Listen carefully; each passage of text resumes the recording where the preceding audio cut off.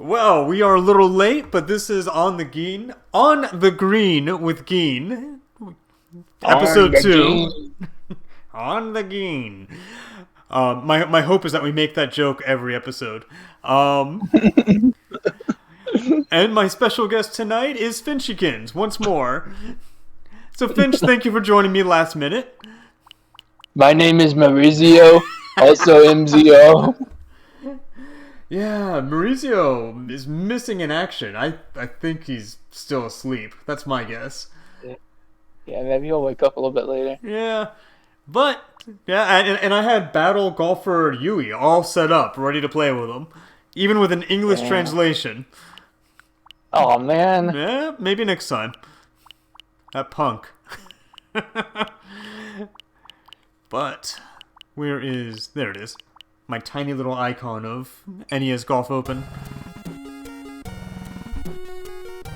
And let me see, I can hardly even hear it. What's with the cover of Eliminator Boat Duel? Why is he...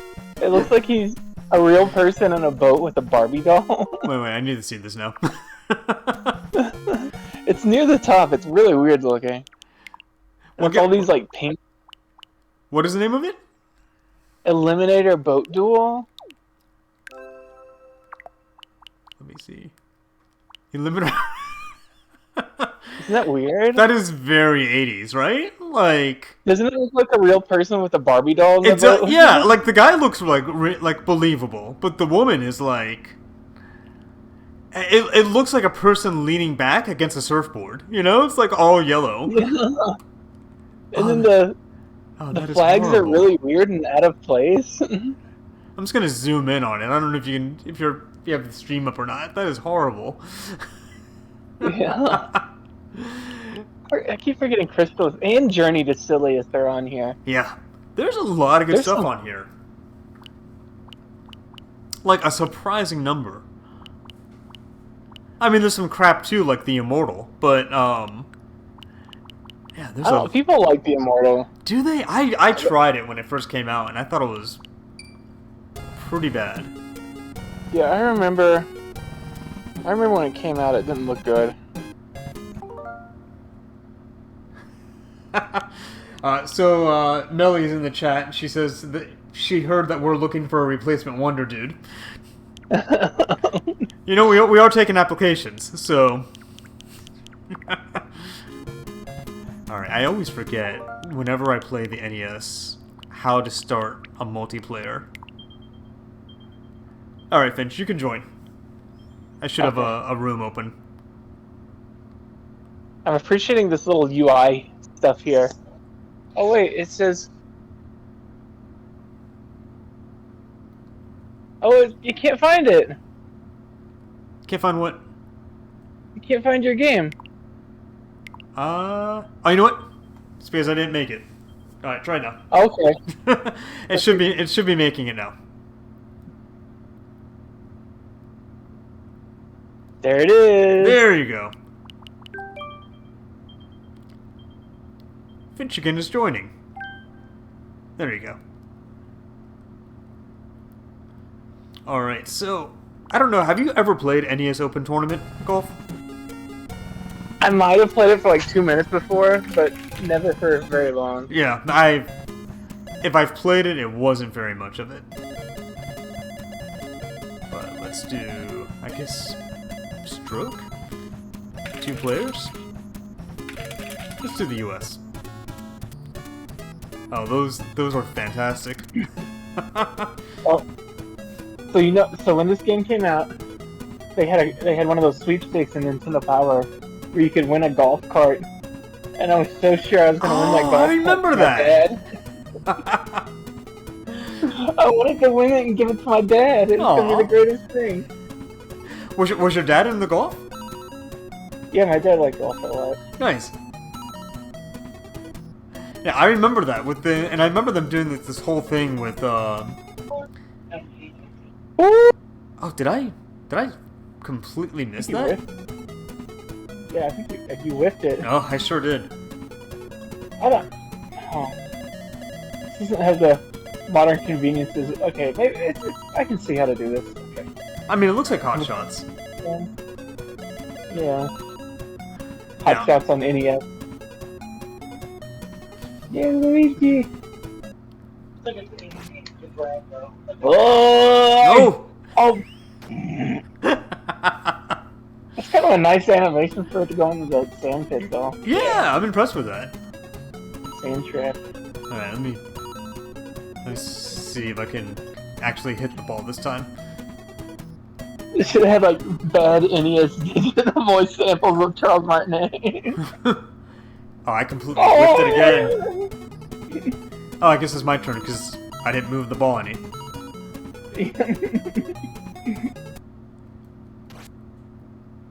Oh, that is really hard. Wow. Yeah, is there? So I think. Well, I think you gotta hit it. So when so you set the power, and then you need to hit it as close to the thick white bar as you can. Yeah. So if you go past that, it's gonna whiff it and like the far left, I guess. You can set it to slower too. Oh, can you? So it's a little bit easier. Yeah. It has fast, medium, slow, fast, and slow, medium, and fast. Yeah. See the swing? Did you see? You had it on medium. Oh, so you can set it on slow. So it's a little bit easier. Yeah, I'll do that. I don't know if there's a little bit. There might be some input delay. All right, that's better at least. So Finch. Yeah. You started telling me right before we came on that you just finished Detective Club on the Switch. Yeah, the first Famicom Detective Club. I haven't gotten the second one yet. I've actually read that the second one is better. Like there's I think there was a fan translation of it, but the Super NES version of the second one, or the Super Famicom version of it, because there was a remake for Super Famicom, and I always get people saying good things about that one. I'm kind of looking. So what is this? This is like the third time or the second time they've remade this game? Yeah, pretty much. Yeah, it's the second time they remade the second one. The first one hasn't been remade before. Okay. This is the first time they remade the first one. That's cool. But yeah, of course, the first one came out for Famicom Disk System, and it's a really, well, I don't know, basic. It's not a basic graphic adventure. It's just an old, like 1989, which wasn't that long ago. It was only a few years ago. No, it was like 5 years ago. It's fine. Yeah. Looking on the Geen. Nice. So I mean, I would think though that like with it being based on an NES game, but yeah, like you said, like it's basic compared to games that have come out in the last 10 years, let's say. But yeah, it takes some. You definitely have to. What am I trying to think to say? You have to go into it knowing that it's an old video game to enjoy it. Oh, look, here we go. Now I'm on the Geen. Oh, no. Nope. You're almost on the Geen. Almost. Why did Peach come up? I don't know. Okay. Oops. Ooh, okay. Okay, so I guess with putting, you just hit the ball. Yeah. Oh. That looks really good for NES. Yeah, it does. But yeah, these were NES games. I mean, basically NES games. Yeah. They came out like at the midpoint of the Famicom life, like 1989, I think. Okay. Well, 89 was pretty late in the Famicom's life, though, wasn't it? Yeah, I think the Famicom actually originally came out in '83, so that was. I'm gonna look real quick to see when those games came out. Detective Club. Oh, so much. I think it was '89. You know, it was '88. Okay, so about 5 years into it. Oh shit! So whoops.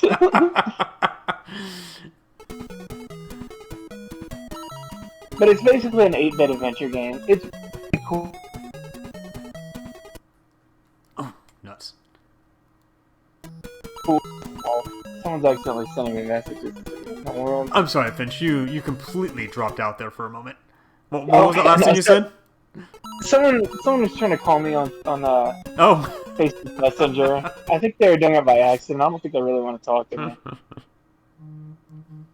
To block them. Oh man, Geen, what is going on here? I know, I'm doing terrible. I just need to, like, just tap it with the sandwich. There we go. There you go. There you go. Now you're on the Geen again. On the Geen. They've redone. I don't know if you've seen them or not, but they've redone like all the. I mean, of course they've redone all the graphics, but they look really nice now. They look like a modern graphic novel, or not graphic novel. What am I saying? Visual novel. Oh shit. Where everything's animated, and I think they do the same kind of technique as they do with all the VTubers, all the 2D VTubers. That's cool. Yeah.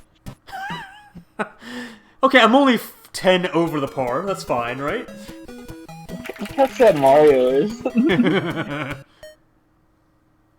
Oh my god, what if it just flew out? That would suck. Triple bogey. Look who just came into the chat. Hello, Maurizio. Welcome in.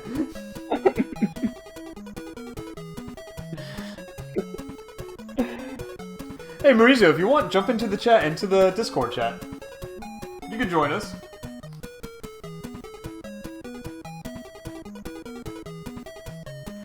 Oh, my name is Maurizio, or MZO.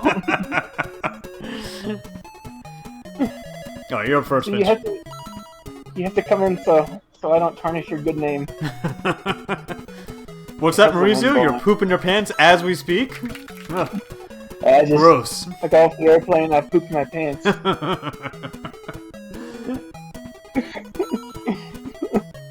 I didn't like my butt, I pooped and got up.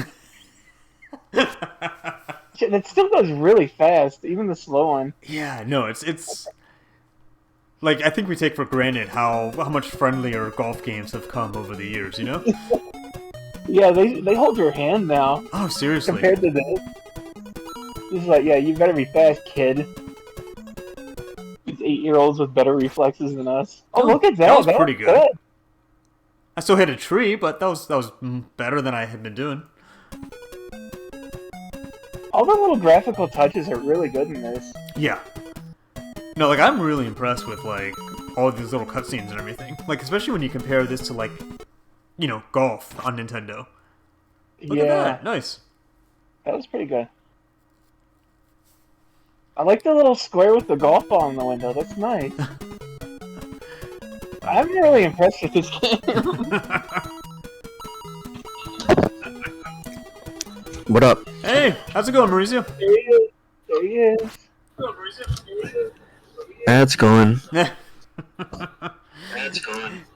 Yeah, I set my alarm for 8 p.m. Not even thinking about it. That I'm in Texas, and it's an hour before. Oh, yeah.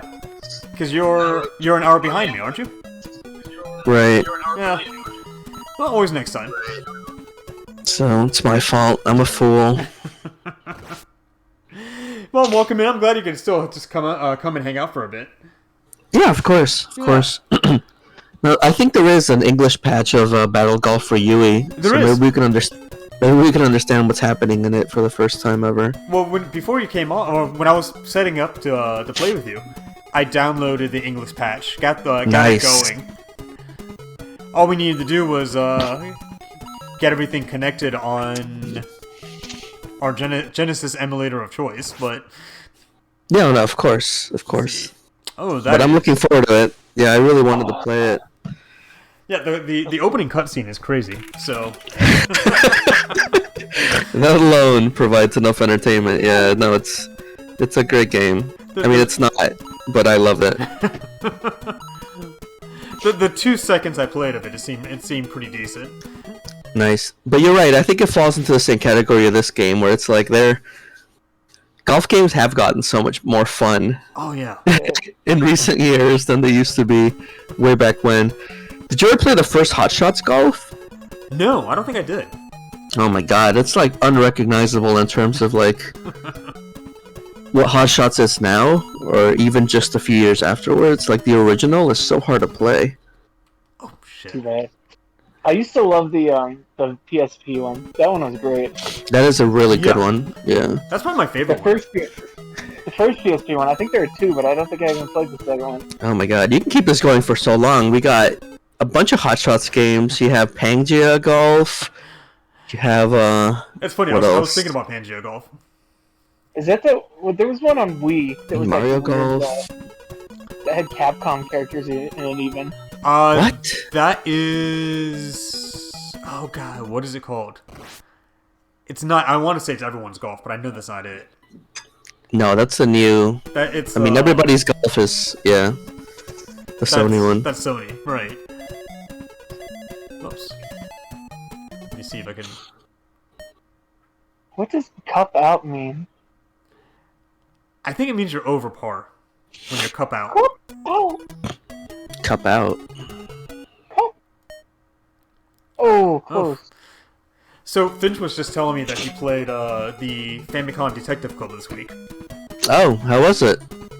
It was good. Good. It wasn't amazing because it's still an old video game, but I really enjoyed it. I liked it a lot. Is it still the same thing where it's like this trigger won't go unless you've done this other flag, so you have to like either look at this thing or talk to this person 3 times before this other option will come up and you get stuck in weird ways? Okay. I figured. Exactly like that. I figured. Mario. But I mean, I'm glad they stayed faithful to the original though, because it is something cool to experience. Yeah. As long as you understand, you know, Double what it's like. Double pokey. Everything about this is just nice. This golf game, I'm really impressed here. By the way, that shooting from Capcom golf game is We Love Golf. Oh, okay. Okay. I was like, I look that know it's something similar to like Everyone's Golf, you know? I want to see who's in it. I'm excited. Yeah, does that have like Ace Attorney characters or Ace Attorney like costumes or something? I think I don't think it's actual Capcom characters per se, but it's like Capcom costumes that it has. Oh. So I think there's like Joe Valentine. I think there's like Phoenix Wright. Oh my god. You know what this reminds me of? I just learned that something existed, and I'm so glad that it does. You guys know, like, those cheap games on the PlayStation 2? Like the... What were they? Like the Simple 2000 series? Yeah. You know? That cost like 2,000 yen a piece? That's where, like, EDF comes from. That's where, like, you get, like, that giant woman attacking the town, and you're shooting her with a helicopter game, you know? I know of the game, even though I don't know what it's called. Right, no, yeah, it doesn't matter. It has like a ton of really, you know, like Onishanbara series started with that. There's like a bunch of games that came from Simple 2000. There's a Simple 2000 fighting game with like all those characters in it as a fighting game. Yeah. It came out in Europe. I think it's super expensive in Europe, but it also came out in Japan. I don't think it's quite as expensive in Japan. Oh, I hate the tree! You whack that tree. Oh no. Wow. The entry for We Love Golf on Wikipedia is 2 sentences long. There's no information here whatsoever. I feel like a lot of the Wii stuff is just completely unknown. For better or worse. Probably it's just mostly like, for better. It's like a sea of dreck, you know what I mean? There's just so much crap. It's so hard to sift through. Can you imagine having a complete Wii collection? Those people are insane. Those people scare me. People actually do that. Oh yeah. Oh, they definitely do. And it's like you have. I mean, like honestly, the Wii is like a great system with a ton of amazing games, right? Like no question. But if you bought every single game that ever came out for it, you have like 90% just shit on your wall. Oh, I mean, like the Wii was a kind of. I mean, PS2 had a lot too, but like Wii had so much. Just like throw shit at the wall and see what sticks. Right. Just what does Grandma want to buy? Like, let's try to figure this out. How can we trick your parents into buying something? Oh, by the way, Max is in the chat. So, hey Max, thanks for coming back this week. Hey, Max.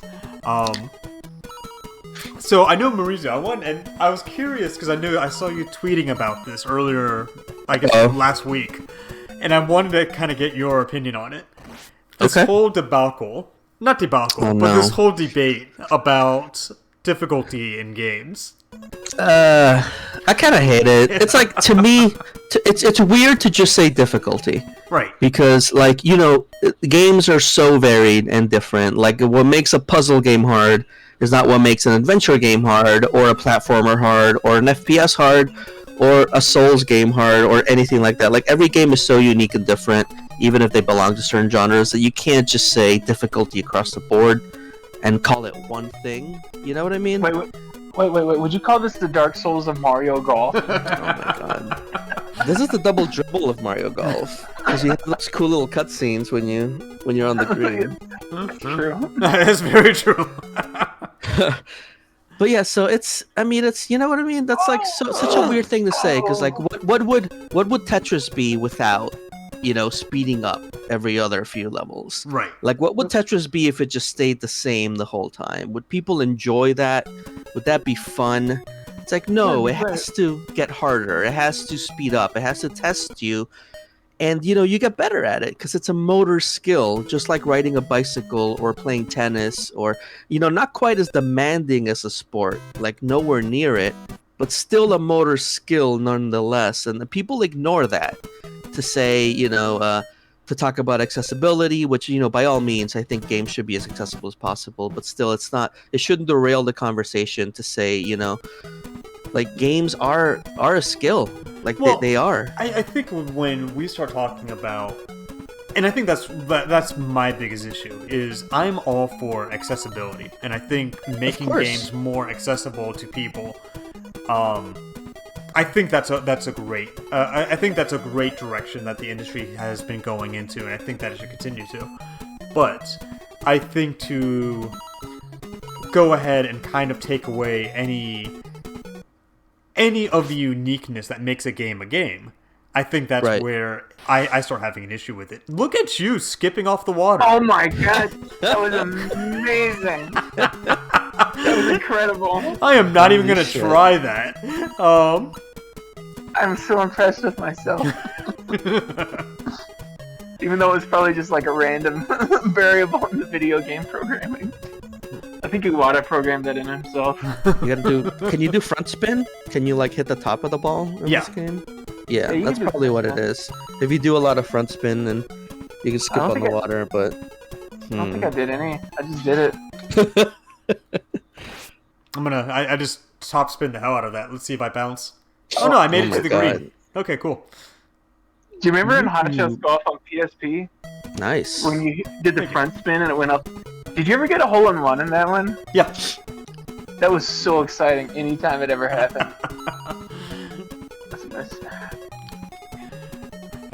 Yeah, but I mean, I think it's interesting to like say for example, I know what kind of, or at least what I'm assuming sparked all this discussion on Twitter this week was. I know what sparked it. I can tell you exactly what happened. It wasn't Psychonauts? What no, it wasn't Psychonauts. It was horrible internet shitbag Colin Moriarty and other similar people making fun of another gaming journalist, I guess you would say, called Natalie Flores, who. Shit. And they dug up like an old tweet of hers responding to an Xbox tweet, like an official Xbox tweet saying like easy is a valid difficulty, don't make fun of people who play easy, like something general like that. I don't remember the exact messaging that Xbox used, but Natalie Flores, I think that's her name, replied to it saying, I'm a reviewer, I play all games on easy across the board, and that's never gonna change. And it's like okay. Like, I don't begrudge or anything. Nobody should ever get harassed. Nobody should ever get any hate. It's very, very stupid that they do. But to me, that's a little bit of a strange thing to say, Well, especially when you're a game reviewer. Right. So, I hate this kind of stuff because it puts me like in the middle. It's like I never want to side with the fucking assholes ever. You know what I mean? Right. Anyone that's being harassed is like I immediately want to defend them. But like in something like this, when that comes up, it's like and I try to come up with analogies that kind of made sense to me to see if other people could even understand. Like the stance where it's like okay, like the thing I tweeted that was really long and stupid and maybe nobody got it or understood it was like what if you're really into mountain biking and you mountain bike like every weekend and you go to different mountains and you know how to do rough terrain and then your bike breaks, right? Because it's tough. And you're like, shit, I need a new bike and I need to know that it's going to be able to handle the things I like to do. So you start looking at bike reviews and you find the bike you really like and you find the review and the reviewer right away is like, hey, I use training wheels. I just want to let you guys know. I'm not that great at riding a bike. I use training wheels. Right. are you gonna keep reading that review? Right. Like, probably not. You're a fucking mountain biker. You need to know the ins and outs of that bike and what it can handle and can't handle. So if someone says they're using training wheels, you're like, that person's probably not gonna put it through the paces that I need to know it can handle before I buy the bike. You know what I always Right? find interesting, though, is I think it's almost like a generational thing. It kind of is. It kind of is. You know, And I think I have an explanation for that too. Well, I always think about when I worked at Sam's Club, and this was like 10 years ago. So I'm like 30, and I'm working with these people that are like 20, right? Right. And we're talking about games, and the discussion was always, oh, the story in this game is so good, or this, this game is so great because of these characters, and I'm like, well, what about the game itself? Like, is it a good video game? And they're like, oh yeah, it's secondary. And they're like, oh, it's a great video game because the story's awesome. And I'm like, no, that's not what I'm asking. I'm asking, is it fun to play? Right. Like, I want to know, like, is it fun to push buttons and make action happen on screen? Not, is Cloud going to be a great character to relate to? Like. Yeah. And no, I get it. And I think I really believe that, like, for us, where we grew up, playing games because we like to play games, like, for all these kids that they grew up with, like, basically the PlayStation generation, where they expected cutscenes and everything else, like, I just really feel like it's taken such a different change. Well, I think it's more like there's probably the same percentage of people today that there was before that enjoy gaming the way that we do, in the same type, like you said, just gameplay is king, right, type of thing. I think that's still the same percentage of people, only gaming has gone mainstream, where before anyone who seeked it out was probably closer to our camp than anything else, right. Like, before, you would have a friend try it out, and they would, like, die immediately, and they're like, oh, this is crap, I don't want to get better at this. Or they would die immediately, and they're like, and they would spark up, and they're like, no, you know what, I'm going to do this until I get it 100% right. I don't care how long it takes me. So it's like one of either personality. Either you try something, and you're like, oh, that's not fun, I'm not going to keep doing this to get better, forget it. Or the kind that's like, this game is not going to beat me. And I think that's still true today, except gaming is just much, much, much more mainstream. Right. So it's almost like, watching a movie, watching TV, like just a very generic action that you can take in your living room. Like just anything, anybody can at any point. And it should be that way. Like, I'm happy it's that way. But I think the same percentage of people still apply to the whole, like, I'm going to beat this game. Like, I am determined to learn and improve and finish this, as opposed to, I don't have time for this, which is what you hear a lot of, even in, like, people our age, especially. I think that's, like, a big thing that comes up. Yeah. Is, like, I don't have time to do this anymore. I used to do this when I was a kid. Now I don't have time. And it's like, I mean, I get it. Well, I think also, unless you're like, you know what, like, I think there's no shame in. I was gonna say, did the game just freeze? I think there's no shame in saying, you know what, I really enjoyed a hobby when I was a kid. Look at that naked toad. And I grew out of it. And I grew out of it, or I just don't have time to enjoy it the way that I used to enjoy it. And, right. And it's like, that's fine, like, but to go ahead and expect the hobby to bend to your will. Yeah. Because that's the way that you want it to bend. I think that's when it gets a little unreasonable, Well, it seems a little selfish when people call out the Souls games, Right. Because it's like, there are so many games that are accessible, so many games out there for story, for, what have you. So it's like, if a game developer wants to make a game that makes them happy, a game that they themselves want to play, and then it just happens to resonate very strongly with a lot of other people that care about things the same way, then why can't they just exist? Like, why does every other article have to be like, does this game need an easy mode? It's like, the developers asked that before they made the game. Right. And they came to the conclusion that it does not. And like, no, it's going to be Hollow Knight. It does not need an easy mode. And if you play those games, it's like, I mean, Hollow Knight's a different story. Hollow Knight is legit pretty difficult. But, like, even the Souls games have a lot of modern contrivances that make them easier than a classic game would, like infinite lives, for example. Like imagine if after Right. you know like a set number of deaths, you have to start from the beginning. That'd be horrible. Right. But it could happen. It could happen in an old game. You know, go play Maximo. That's a long ass game. Run out of lives. See what happens, pal. See what happens when you run out of lives. Buddy. And you didn't Alright, save. I'm going back to the slow thing. I can't keep up with this. Too old. Oh no. Well, Maurizio, did you ever play any of the Soul games? Because I know you were thinking about playing them, but you never actually, or at least I didn't hear if you ever got to it or not. Well, the first one I played was Bloodborne. You watched me beat a boss in Bloodborne. You know what? I did, time yeah, when you you're and right. Melly came over. So I finished Bloodborne. I got all the trophies and everything with that and the DLC. Nice. But it wasn't like you can level up in those games. You know what I mean? And that kind of skews the difficulty because you can make it as easy as you want it to be by grinding souls and leveling up.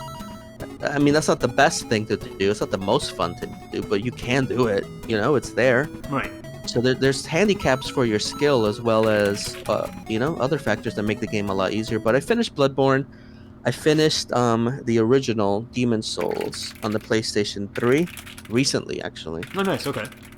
And I started Sekiro, but I haven't been out there because I got into some other stuff, so I haven't been out to the living room because that's where my PS4 is right now, the giant TV in the living room. I haven't been out there in a while. I've been playing like room games, like game room games for a while and PC games for a while. So I was doing okay in Sekiro. They have this mechanic where like if you die twice, it's bad. Like if you die once, it's okay, and then you can like go do something else and get your extra life back. But if you die twice, people get sick. And I just want to keep fighting a boss until I get it, you know? Right. So I don't care who gets sick. The whole damn game can die for all I care. I just keep running back. Like, I'm not going to waste time trying to get my second life back or whatever before I do another boss attempt. So I'm just chugging along. Once I learn the bosses, I could do it again if I really wanted to. What is the penalty for somebody getting sick? I don't know yet. I think some of them can pass away. So it's like, well, have you played Souls games before? Like any of them? I have played like an hour of Dark Souls, and I played Demon Souls, eons ago when it first came out on PS3. Gotcha. Well, Demon Souls and Bloodborne had a lot in common, honestly. They felt very, very similar when I played them. Down to like scenarios. Like there's a giant monster at the top of this tower and you do something that makes him fall down and die. And like just a lot of like really, really very, very similar things. But I think one thing they might all have in common, and I can't say for sure because I've only played 2 of them, but gee, where was I going with this?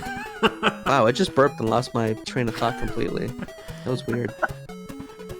By the way, good syncage. Nice.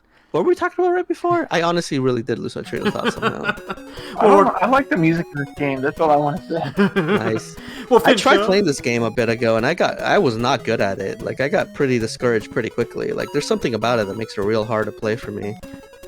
Well, getting the hitting the ball is kind of hard in this. Like, it's surprisingly hard. But I feel like we both kind of got more of a hang on it now, though. Because I got used to golf, like original golf, and I was like, well, this is much nicer than original golf, And I tried playing it, and I was just like all over the place, and I'm like, oh no, what am I doing? Well, like I'm having a hard time kind of judging how hard I should hit something. Yeah. And the only thing I can go off of is what the club's max power is to the distance to the hole. And then you gotta do like a percentage, in your and head. then eyeball the gauge. Eyeball it, yeah. It's like, yeah, like 3/4 of the way should be enough, I think. Pretty much. I mean, I guess real golfers have to do something similar too. So. and they'll have the gauge to help them, right? No, I think real golfers get a little gauge. I think the caddies hold it, and it tells them how far they're gonna hit it. It pops up, and this how far they hold the club back. It goes up, and then it goes down. Like a little thermometer looking thing. Yeah. That sounds right. I think it's real. What happened? Oh, there we go. I think it's just lagging. There we go. Uh-oh. Oh, there we go. NES Online is chugging along.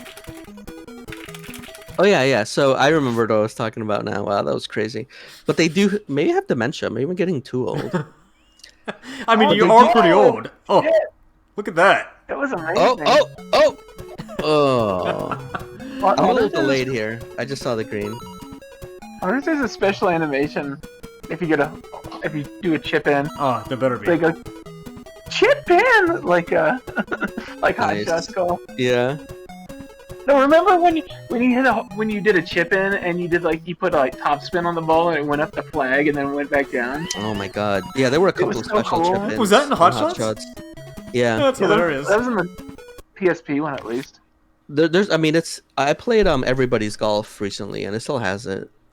You have a lot though. You can do like a curved one that like spirals up the flag and then drops straight down. Like if you hit the flagpole on a spin, like when it's curving, it's really fun. They almost never happen, but they're cool. It's always- Good job. Oh, But yeah, I nice, remember what I got wanted to say. I remember what I wanted to say now. At least like Demon Souls has something where if you let a certain character live, and you know the first time you play through, you may not be aware of this character, but you actually will kill the NPCs in the safe room one by one in the safe space. You know, so like the first characters that die are not useful. They're just there for show, you know, to talk to. They don't actually perform functions for you, like become your bank or sell you things, or you know, the blacksmith guy that repairs your stuff. Like they're not useful. But if enough of the useless NPCs die, he will start killing the useful NPCs. So you better figure out what the fuck's going on, you know, Right. and stop it before it gets there. And it's not too hard to figure out what's going on, to be fair. So I think this is a similar mechanic, this illness, where at first NPCs are affected that, you know, don't do that much for you. Right. But eventually, if more and more people keep getting sick because you are stubborn like I am, it will affect people who do things for you. And they may, I think the illness progresses and they may pass away to the point where they can't help you anymore. That makes sense. Huh. That's an Which interesting I don't mechanic. like. I mean, I don't like, to it's be a- honest. It's an interesting mechanic, but at the same time, it sounds like it's penalizing you for doing bad. So the worse Right. you do, the harder the game gets, which... But you gotta learn. I mean, you gotta learn, and it's not like you can just load up a save file in these games, you know? Like, they want you to stick to your consequences, but I have to learn how to do the boss fight. Like, I'm sorry, you know? Everybody's gotta learn. Everybody's gonna take a few deaths figuring out the pattern and when to do what. I mean, which is true, So, but at the same time, though, yeah. like, at what point does it get to... Like, you can no matter how much you learn, you've been penalized so much that you can't even continue with it. You know, like I don't know. If you kill like the blacksmith and the shopkeepers, Oh, nice. I can't believe that bounced. Like at what point is it just like, okay, well, I finally beat that boss, and I learned how to beat that boss, but now, you know, I gotta basically restart the game because every useful person is dead. Well, I think the guy that upgrades your arm, because you have like a trick arm. It's like a prosthetic, which, you know, they love to do ever since. What's the name of that guy? The Astro Boy guy. You know what I'm talking about? Oh, Tezuka. Yeah, Oh. didn't he do like Dororo? Yeah, he did Dororo. So I think samurais and prosthetics have been linked since then for some reason, and having like a really cool arm that can do a bunch of crazy things is pretty deep seated stuff, and it's definitely in Bloodborne. I mean in Sekiro. Huh. But Cool. yeah. So like I think the main guy that fixes your arm, he's the first one to get sick, or pretty close to it at least. But I don't think he'll ever die. You know, it'll just show you he's sick, and you kind of feel bad for what you did, making him sick and all. But you're terrible and you should feel terrible. I made like 2 other NPCs get sick and die, but they were useless, and I don't know how much it'll take for, you know, the more useful people to get sick and die. But I'm not really that far in the game. I'd say I've only beaten like a couple bosses so far. So on that, Dororo. I was gonna say, who made that Dororo PS2 game? It was Sega who published it. Blood Will Tell? Yeah, I guess Red Entertainment. It was like Sega AM1. I thought it might be who is it? Dark Souls people from Software. Oh, From Software. Oh, gotcha. No, it's I don't not. think so. I can dig it out. It's over here somewhere. It's yeah, fun. it's like Sega. It's a worth, fun. Like, It's a fun $20 game. I'll tell you that. It was worth $20 when I got it, and it was fun. It is not worth whatever fucking crazy price people are asking for now. That's not worth it. No, did not buy it. Just if everybody said no, if everybody's like, that's all right, you know, would these people have to lower the price, but like $50, let's say? What if everybody was like 500 is too much for Dororo? Just everybody across the board, and they just kept putting it on eBay for 2, 3 years, 4 years, 5 years. Would they go down $50 eventually? What if that kept happening? What about another $50? What if we all just said no, and you can just have it? Because you know what? There are a million, billion, cajillion video games out there with more than you've ever imagined coming out every day.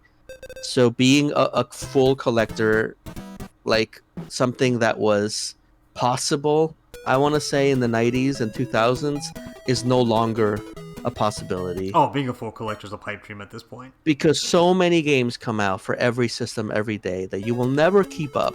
And so many of them are strangely limited by all these weird companies across the world that you will never keep up. So the sooner you come to the realization, everybody out there listening, our massive audience here, as soon as you come to the realization that you cannot own every game that's ever been made, that's step 1. Step 2 is realizing you will never own every game you want. Step 3 is understanding that that is okay. Well, you know, I think, fine. Finch and I kind of said this, or I was saying it to Finch last week, which is, you know, there comes a point where you have to realize you are not going to play every game out there. Not even every game you want not even to close. play. Not even close. Probably not even going to play every game you own. Right. You know? Yeah. Yeah, that's what we were talking about last week. That's my whole big problem. That's what I was like depressed because I was looking at all these video games. I was like, I don't even want to play this anymore. I don't know why. That's a very real thing. Yeah. That's a very, very real thing, honestly. Yeah. Well, you know, like I kind of want to not even look at my Steam library anymore because I'm just like, this depresses me now. There's decision paralysis. There's definitely sort of depression from this kind of thing. I've seen it hit a lot of people, and people do end up just selling off their stuff, especially now when prices have never been higher. Like, I think I could pay off all of my debt. I think I could have a clean slate if I got rid of just my Saturn games. Like, if I just sold my Saturn games, I think that would be enough to get me a significant sum, which is kind of crazy. Yeah. Kind of crazy. Well, I know, like, okay, so, like, this past week, the main thing I put time into was Blaster Master Zero. Nice. And it's a great game, but this is also the 3rd time I've played Blaster Master Zero. So... Well, it's got different characters. It's fun. Except I'm playing it as Jason again. Oh. You can play Shantae this time. Why would you play as Jason again? What's wrong with you? Well, the sad truth is I wanted the achievements, so I was playing it on Xbox. Oh no. That's Jason Momoa? Is that his last name? No, that's the guy from DC. That's an actor. That's Aquaman. That's Aquaman, look at that. Yeah. That's not bad. As long as it stops rolling. Come on, stop rolling. Oh, you're on the Geen. Nice. On the Geen? Congratulations. You know what? You won't even play every golf game.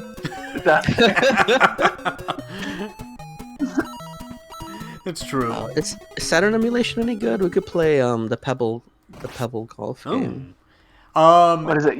It was I think it's the Saturn emulator. Oh, is that still going? I love that animation. I think it is. The Pebble Beach Golf. What's the name of that dude that's in it? I fucking love that guy. Remember that music video I sent you? Jack Nicholson? No. Jack Nicklaus. It's Jack Nicklaus, first of all, and it's not him. Nicholas. Jack Nicklaus. Jackal Nicholson. When we play Burning Rangers, Jack Nicholson should be in a golf game. When we played Burning Rangers for Wonder Dudes, I ran it on a Saturn emulator, and it was fine. Like that was a while ago. Yeah. Okay. So I would only imagine that it's gotten better in the last 5 years. You know. It was like 20 years ago. Oh. And Running Rangers only came out like 5 years ago. How was that possible? That was so close. Oh, God. Oh shit! Yes. Nice. On par. Oh no! So what do you have? Are you at 74? Are you at... Is that what the score is right now? I don't know. I haven't been paying attention. Craig Stadler, that's his name. You're at This big 74, I'm walrus at looking 86. motherfucker. I love that little drum hit at the end of the. They just have the drum sample like in Mario 3. They should have that weird little woman noise. You remember from Mario Paint? The face noise. Yeah. Yeah. I know what you're talking about. So, Maurizio, Oh. what have you been playing lately? Lots of World of Warcraft, sadly enough. Oh my god, you're back to that. I had a friend that missed out on Burning Crusade. Burning Crusade. So I'm trying to get him through it, trying to relive the glory days and get him through that. A lot of my friends came back for Warcraft Classic, you know, like play the original again. And we did. And we got it done and it was fun. And people are a lot better at that game now than they used to be, so everything was pathetically easy.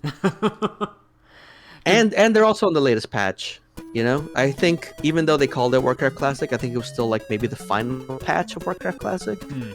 After the itemization had been fixed, because you have to remember, like, when people were playing this back in the day, like the best guilds or whatever, they were up against bosses that they couldn't beat.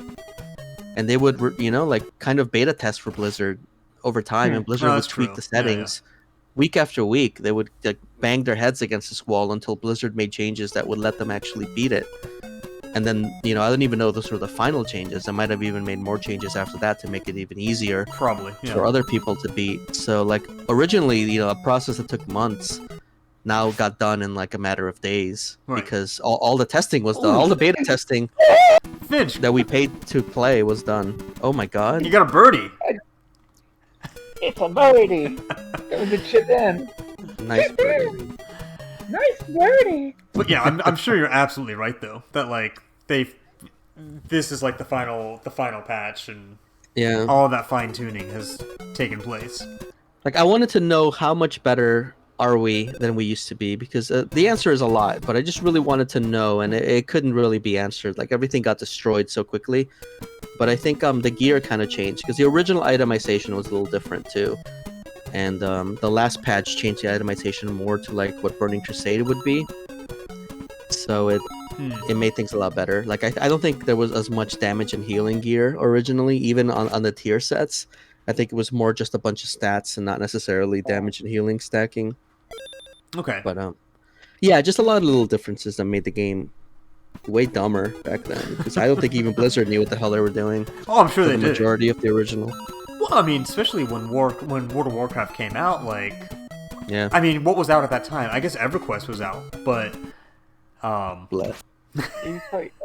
EverQuest. Which I mean, I don't know. Like, I know for me, like, I didn't understand how to play an MMO until years after I first played an MMO. Like, I played Final Fantasy XIV, and I probably putzed around it for 20 hours, not knowing what the hell I was doing. And really? Then, oh yeah, like you know what? It didn't register to me, which this should be such an obvious thing, but it didn't register to me to stick to the main story quests and then kind of do like little things off of that beaten path. Yeah. Like, I think I went into it trying to play it like a single player RPG. Oh, maybe that's my problem when I ever play it. Interesting. Yeah. I'm like, I want to do everything. Yeah, I actually just started Final Fantasy XIV. Oh, did you? Nice. Yeah, just because of the free trial thing, people kept mentioning it, so I was like, you know what? I am gonna try it. I am gonna try the free trial. You tried the acclaimed Final Fantasy XIV. Right, that one line where it's like, I forgot the line. You know, includes the first expansion, whatever. Yeah. Yeah. It's funny. It's a funny meme. So I was like, you know what? I am gonna try it, and it's honestly really good. Like, it's very, very good. Yeah. I'm really enjoying my time with it, and it's flying by. Like, I am cruising through the game. Like, it's very, very, very much not World of Warcraft. Like, World of Warcraft aggressively does not respect your time. Like, it hates your time. It wants your time to eat shit. Like, there's a lot of quests that are like, okay, go walk over there, and it's very far, and you get there, and they're like, okay, now walk back. You're like, what? what? And you walk back, and they're like, okay, walk back again. And it's like, oh my god. They're like, okay, now walk to a new place, and you're like, it's so far. Are you sure? That's what you want me to do? Okay. Okay, Watergore. And you're just sitting there, like, with numlock on for auto run. You're just staring at your screen, and the guy's going down a road for like an hour. And it's like, wow. But then you play 14, and it's like, they're like, oh yeah, just attune yourself to these crystals everywhere you go. Yeah. And now you can teleport to them immediately whenever you want. You can take chocobo rides places if you want to take the scenic route, but it's fast. The distances seem less between spaces. Like, it's weird to me. Like, everything is, it still feels really nice, but the distances are not quite as vast. I think they figured out that you don't really need to have a continent that takes you 20 minutes to walk across on foot to give the impression of something large. Yeah. You know? Well, I think with, so Final Fantasy, like, I've really only played the core game. Like, I never even played the first expansion. Right. For my 600 hours that I played it. Sure. But Everyone says it's like, that's not even the good part of the game. Like, the first part of the game is the bad part, and then you get to the good part. that's what I've heard. That's what I've heard. And I've only played the But bad honestly, part. I'm enjoying it already. I'm already enjoying it.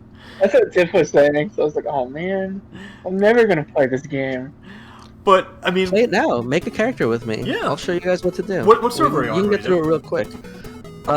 There were very few that would accept me. I think it's like extremely popular right now, so it's really hard to find the server. But I'm on Diabolos, Okay. I think, with an extra O, Diabolos. Yeah, I think that's on Crystal, if I remember right.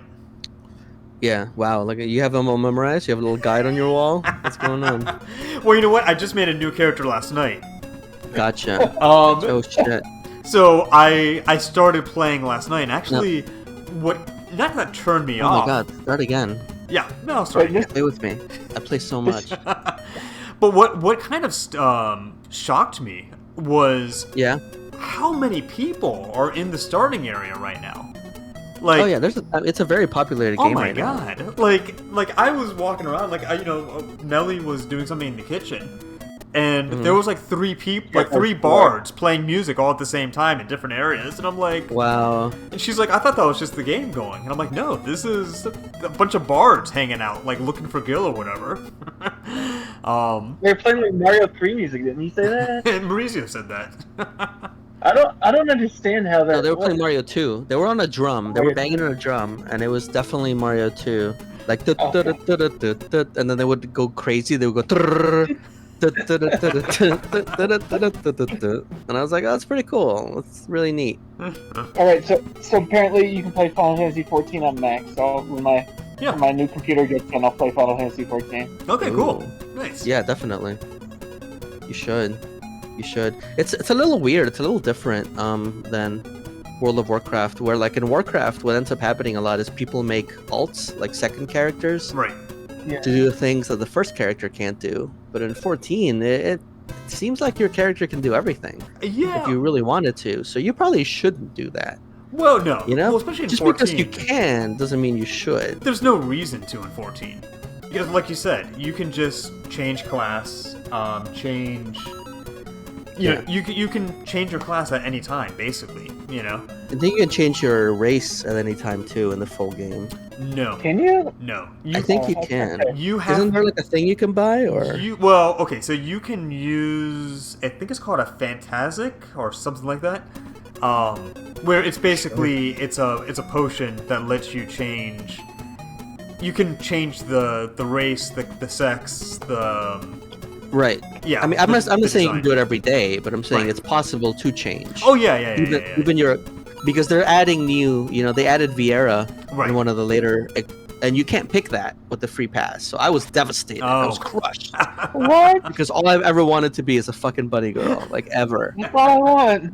I want to be Since a I played giant Final bunny Fantasy girl. 12, Fran is my hero, and I 100% wanted to be a Fran in this game, and I'm so upset that I couldn't. Like, I joke about it, but I was crushed. So Yeah. I just went with like a human female because they kind of look like the stuff they were wearing and the way they looked reminded me a lot of Final Fantasy Tactics, only like amazing looking. Yeah. So I was like, that's really cool. Like, I can make a really cute character. Like, okay, I'll just make a human female. And then in the future, should I start paying for this game, I think I am allowed to change. Yeah. Once I get that expansion or I whatever. mean, you'll get you know? some. I They're mean, different. The funny thing is Yeah. that whenever I start a new character, I get like 3 or 4 of those potions because of other things I've bought over the years. Really? Yeah. Okay. So, Interesting. like, there's been a Interesting. couple of times where I've made new characters and I've tried different races, and How much have you played this game already? This is very confusing to me. I have played through the main game, through Uh-huh. A Realm Reborn, at least twice. Holy shit! What the hell? Isn't that like 100 hours? I have 630 hours logged into Final Fantasy Oh XIV. my god. I But you know have it's nothing to like- show for it. But you should be a master at this game. You should have like every epic on this character, finished every instance, every raid, or what have you. You've never even played like the better parts of the game that I've- everyone says are better. What are they up to like the 4th part now? There Is it- are... God, how many expansions are there? There's Heaven's Ward, I don't know. there's Shadowbringer. Shadowbringers? I think that's a thing. There's like 3 expansions with At a least. 4th one coming A fourth out. coming up. Yeah. Yeah. By the way, in the chat, Melly says, Hipster Geen is so disappointed at the popularity. Surprise, surprise. Yeah, that's right. But no, Alright, so, yeah. it's cool that you can change your job at any time because Yeah. most games don't allow that, you know, WoW included. I guess I should just compare to WoW. No one cares about any other MMO really. What other MMO are on? Like in WoW, you know, you have 3 different versions of your class. So depending on your spec, like how you put your points into it, you could either be like a protection warrior, or you can be like a fury warrior or an arms warrior. That's cool. You know, Okay. one's good for PvP, one's good for DPS and raids, and one's good for tanking and raids. But you can't be a hunter. You know? You just can't. Like you're a warrior. You have to make a whole other character if you want to be a hunter. Right. Exactly. But in 14, that's just a different job class. Like you Right. just put on a different weapon, and you're that class, but you're level 1. Right. But then So the you have good to go thing through the quests. is yeah. that certain things that you get from one class can benefit you for another class as well, though. Yeah, a lot of gear is interchangeable between classes as long as they do similar functions. Like whatever you get as a warrior, like right now I'm making a gladiator, I think they're called, Yeah. because I want to become a paladin. Because that's what I was in Warcraft originally. So I just brought over my character wholesale. It's just Mizzo Lightface, same character. So I'm going to go for paladin, but you could also make a priest, like a white mage. Right. Yeah. So But- you could be the 2 hardest things to find in the game, and you can just switch between them whenever you want once you level them both up. And that's incredibly useful. Yeah. That's an incredibly useful tool when you play with friends. But also too, To like just- besides gear, like you can also like there's some like I forgot what they call them, but like traits or like actions that you can get that are not class specific. Like you learn them from a class, Oh, okay. but it could be okay. something like Is that the roll ones, like the roll actions or whatever? yeah, I think they're called role actions. I think you're right. So The nomenclature in this game is insane. Like, there's so many names and things and all this other kind of stuff. yeah, it gets a little confusing. Yeah. There we go. No, good, got it in. Double bogey. And I'm only at 124 hits. But yeah, there was a lot of stuff about it that really confused me, but I think it's making more sense now. And you're right, like they tell you what the main storyline thread is, and you can go through it pretty quick. Yeah, well, especially now too, because I think about a year ago they streamlined A Realm Reborn. I was gonna say, I'm sure they've changed a lot since the Yeah. game came out. Like that. I mean, they destroyed the original game and they made this one, Right. so at least that much changed. Plus, I'm sure they've streamlined the process of leveling up. Right.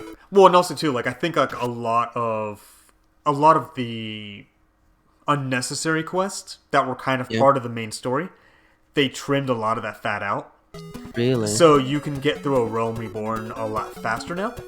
Well, It only takes 200 hours instead of 300. You know, maybe I could probably get through in 200 hours now.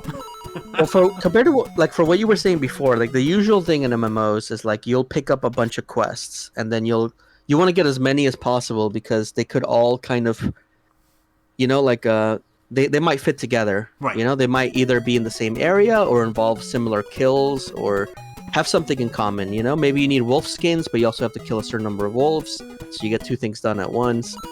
So that's kind of what I did here. I just picked up every single quest, and it's not taking like I'm not that far. Like I just got to level 20 something. Okay. But story wise, I just did the level 15 thing, which is Right. like you finish the story in the first town where you start. So like it's kind of like your starting zone. They start you in one of the 3 main towns. Exactly right. And you have like a small story that you have to go through before they open up the world to you Right. for travel. So you should probably just go through that story, and it's very easy to, as soon as you can change professions at level 10, to just get every other job in the game that you can get to, and try to level those up, like mining or fishing or what have you.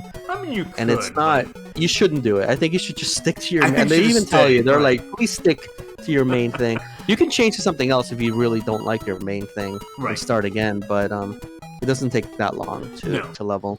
And really, Get to that like, if story you point again. if you stick with your main class and you stick to the main story, like, you can be traveling to any of the 3 city-states within a day or 2, you know?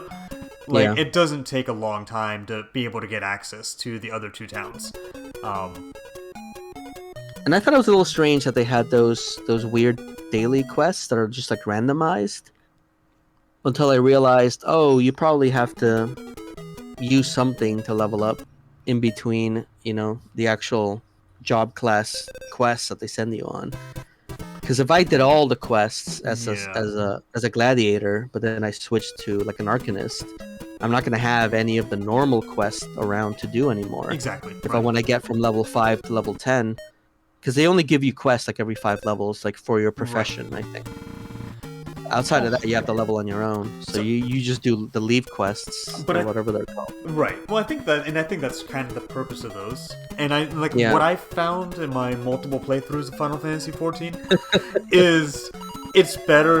Like, it's really best to stick with the main story, and then when you pick up a second class, Mhm. to go ahead and do all those extra quests that are around That makes town. sense. You know? That makes sense. Because you'll be around the level you need to be anyway if you just do Right. the main story stuff. And then That makes a lot of sense. And then you also do have I forget what they call it. I think it's called the Hunter's Log, where they want you to go and hunt down that's awesome. specific I things. love that.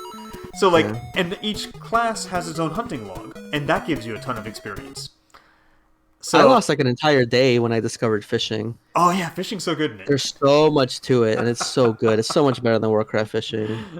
It's like an entire job class. It's great. There should be a golf class. That'd be amazing. Oh my god, there should be golf courses in MMOs. Why has nobody done this yet? Wasn't that Pena? Wasn't that an MMO on PC? Sure, there's some golf. Yeah, Pena. That was on Pena, wasn't it? That was on PSP Yeah, as it was well. on Wii. Wasn't I've it on only Wii ever also? seen it on PSP. I haven't played it on anything else. It was I think it was on Wii as well. You know what? You're right. It was on Wii. Yeah, but that was a free to play golf game on PC Oh my god. with all of the free to play trimmings you'd expect. Made a good noise. Oh, no. Aw. Dang. Yeah, That ripping noise that did a good shot. From 2005 until March 2009, the game was known as Albatross 18 in North America. What? What? Albatross 18? What is that? No one knows what that is. Is this Pena? I love that. Yeah. I love how the golf ball is huge on the screen too when it comes down, and then it gets little. It's so good. The effects of this it's so good for NES. All right, let me see if I can just get it on the game. Get it on the game. Yeah, In the game. there we go.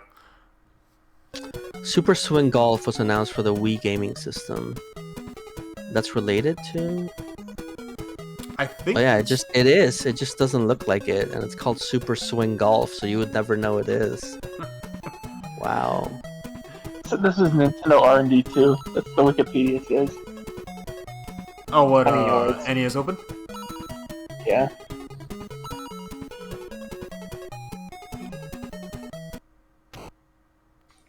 Did you hit it? Destiny Shit. I guess I didn't hit it well enough. It said 2 Destiny just meters. brought in the Zelda controllers. I guess they came in the mail.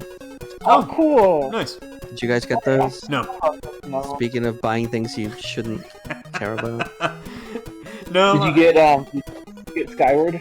I did not. Just the controllers, thank you. I'm all right. No, I haven't bought Skyward yet. Did you buy? Did you buy Finch? I got it. Well, I got it because GameStop marked it down to $20. What? What? Shit, I think I whiffed it again. Yeah, or not. Oh, 40, no. like 49 or something, like 50 bucks. Yeah, I'm sorry. I don't know why I said $20. I think because I was just I could buy it. They marked it down to $50, and I had like $15 in GameStop points or Nice. whatever. I would consider it a 40, Yeah. and it would definitely be a buy at 20. But full 60, I'm hoping it doesn't stay that way for long because I'm not getting this game at full 60. Yeah. Unless I'm playing it today, I really have a hard time spending full price on it. You know. I'm surprised that GameStop it was still marked down to $50 today when I checked. Yeah, it is kind of surprising. Ordered it when I ordered it Sunday. Oh.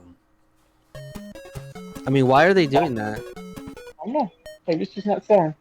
Oh. Look at that. Good job, Nice. Finch. Double bogey. I love that. I still love that jump sample. It doesn't play that when you do well. Do I get it? Are you ready? It's that same Mario 3 jump snare. Good lord, I can't believe we're only on hole 15. This has been going on forever. But yeah, you know, one of the limitations of playing the free trial of Final Fantasy XIV is that you can't make a party. Oh, really? You can't make a party. That seems so basic. So it's like, what? Huh? Like, you can join a party. Well, I guess you can... So if one person is paying for it, yeah. you and your friends could play together. But the whole thing is play with your friends. Like, I can't. I literally can't play with my friends because I can't make a party. I'd love We to can swear. sit next to each other, I guess. Well, it sounds like you need to subscribe so you can be a VR and play in a party. But you can play through the entire game, including the first expansion, free. Why would I not do that first, without spending money until I get to that point? I understand it. I mean, they do make it incredibly easy to solo, to be honest. Yeah, they do. Like, I haven't had any issue, and the only multiplayer stuff I've done so far are some of the leave quests, because they're called like guild requests or something. I forgot what they're called. Guild leaves or something. Right. I don't remember anymore. I think they're But it's guild like leaves, everything's yeah. named so weird. But you know, they have a matching system like WoW did eventually, You're and right. it works pretty well. Like they Yeah. just Well, even and, like, because are they Melly only and I... four-person teams? Like, is that what dungeons are 4 people, not 5? No. So dungeons start off as 4 people, Yeah. and then eventually you'll get to 8 people, What? and then eventually you get to 16 people. Oh. Okay. So, like, I think the final dungeon is I want to say it's either 16 or 32 people, Oh my god. which is a little crazy. Like the final battle is just a bunch of people on the screen at one time, and I'm like, am I even doing anything? Am I even doing anything helpful at this point? There's so many people in this dungeon. Like to me, the fun of Backwards. the fun of these fights and stuff is to play with people you know over some kind of voice program, so you Yeah. can coordinate what you're doing. Yeah. You know what I mean? That's not fun. Well- But it's like if you're just joining randos in some random Right. fucking room, Can people yell "Woomy" at least? They can and should. Well, you know, I don't like that silence. No one got it. They can yell "Booyah." well, you know, like Melly and I played through most of Final Fantasy XIV together. yeah. And like usually it would be the two of us, and sometime our friend Joe would play with us. So like that was always the most fun. And when we had like random people, like again, like you said, it kind of took away the charm of it. Because we were no longer coordinating with friends, we were like coordinating with people that wanted to get through the dungeon as quickly as possible. Right. Yeah, Melly's saying in the chat, if I remember when some rando got mad at our healer, and I do remember that. No. This guy, we were doing this boss fight. We kept dying, and I think we died like 2 or 3 times while we're trying to figure out his pattern. And he just stands there and he goes, "Nope, I'm not doing this anymore. I'm not doing this." Wow. And he basically started like yelling at us, and I'm like, okay, well, if you're not going to do jack, like, why don't you tell us what we should be doing and help us as a teammate, rather than throw your arms, cross your arms and stomp your foot. Like, you try something and you don't do it, and then you ask, "Hey, like, have you guys done this before?" Right. And you'll be like, "No." And they're like, "Oh, well, you should try doing this, and she should try doing this, and let's see if that works." Right. Okay. Like, watch out for this move. I think this is something that happened in Warcraft 2, honestly, over time, when this kind of system came out of queuing up for instances and getting just kind of fitted into sockets. Yeah. It's like everyone's expected to know what to do all the time. Right. And you're not even expected to talk to your teammates. And it's like, I think kind of breeds this sort of mentality where it's just like you're just grinding something out. You're just doing the same thing over and over again for like the 100th time. And if someone's not getting it right, like, you get mad at them for not being part of the... It's like in Japan, when everybody's going to the trains and everyone's walking in the same line. Exactly right. And you get lost and you walk in a different direction and they like push you and they look at you weird and you're like, "I don't know where I am, help." It's like that. Like, everybody's just going, just going along, like going with the flow, and you're looking at one thing off to the side and people hate you. Right. They're like, "What is this stupid idiot doing?" It's like, look at this jackass. Do his thing and walk over. Yeah, you gotta just keep going. Like, why are you slowing us down? Yeah, and that's basically it. Like, I will say I did have a lot of good experiences with Final Fantasy where people were chill and they were very like kind, and like they weren't just complete assholes playing the game, and that was great. But yeah, it's but it only takes the one asshole to ruin the entire thing. So I'm sure. What happens if someone leaves? I'm about to do a dungeon for the first time. Like, you have to get through the story, like the first part of the story. Yeah. To get to the first dungeon. So wait, I'm about to start that. Are you about to do? Is it the dungeon in Ura? No, it's by Limsa Lamosa. Okay. Yeah, whatever that place is. Limsa Lamina. I think that's it. Limsa Lamosa. I think you're right the first time. Lamosa. Okay, but it's there. It's like called Sazrala. Oh, yeah, you're right. That is the first one. Sasahar. Yeah, with the pirates. That's the first place. Yeah, right. With the pirates. So I'm a tank. So I'm gonna probably look it up before I go in there because I want to know if there's anything too weird. I doubt there's gonna be anything too weird that's gonna mess me up in there. But I don't like not knowing, and I don't like people yelling at me or getting mad at me. So I probably will look it up just to make sure. But hey, give me a like. If you give me 3 or 4 days, I'll run it with you. Oh my god. It'll take me 3 or 4 days to level my fishing, so go ahead. Oh, dang. It's like compared. I started fishing and like I kept getting new abilities and stuff, and they're like, you can guarantee your next catch is gonna be a bigger fish, but it's gonna bring down the probability of you being able to reel it in. So you can use these 2 special types of catches to reel them in, and it's like, this is too much. Like, what's going on? I'm just fishing, man. Like, what are you doing now? I'm just trying to get a carp, okay? You have like an accurate reel, and you have like a strong reel in. What do you call that? Hook? What do you call it when you catch the fish? When you set the hook? Hook. What would you call that? Just hook? Hook and sink? Is that what it's called? Hook and sink? I don't know. I'm not sure. And sinker. I'm not sure. But it got pretty complicated pretty fast, and I liked it because I love fishing in MMOs. It's like fishing in any game is one of my favorite things. Hook, line, and sinker. So for you and hot touch fishing. That was the best part of Final Fantasy 14 and 15. It had like a really good fishing mini game in it.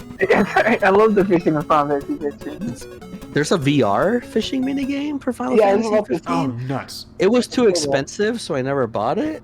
But now, I wish they would bring it to like the Oculus or something. My PS4 VR is not even set up right now. I forgot you had the Oculus. Have you played anything on that recently? Or? Yeah. I play golf with a bunch of friends. There's like a mini golf game in there. Oh, cool. Okay. I play pretty regularly. It's really cool. There's a lot of good stuff on there. So you can play Wii Golf. No. Yes. You can play Wii Fit. No. On the Oculus. Yeah, no, the Oculus is still really tempting to me, just because it's so all-in-one, you know? No, yeah, that's the most appealing part to me. And whenever I do get around to get, I think this computer I got was an upgrade for maybe Cataclysm. So what year was that? Oh, That didn't work at all. God, wasn't that like 10 years ago? So my computer's probably like 10 years old at least. So I'm due up for an upgrade. But when I get a new one, I don't even have a solid state drive. So I'm still like living in the 2000s here. You're in the 90s. Come on. But when I get a new computer, it should be VR ready, basically, at this point. I would expect it to be. At least. So, Yeah. right. Yeah. But when I get a new computer, it will be VR ready, and then I can just plug my Oculus into it and use it like a VR headset.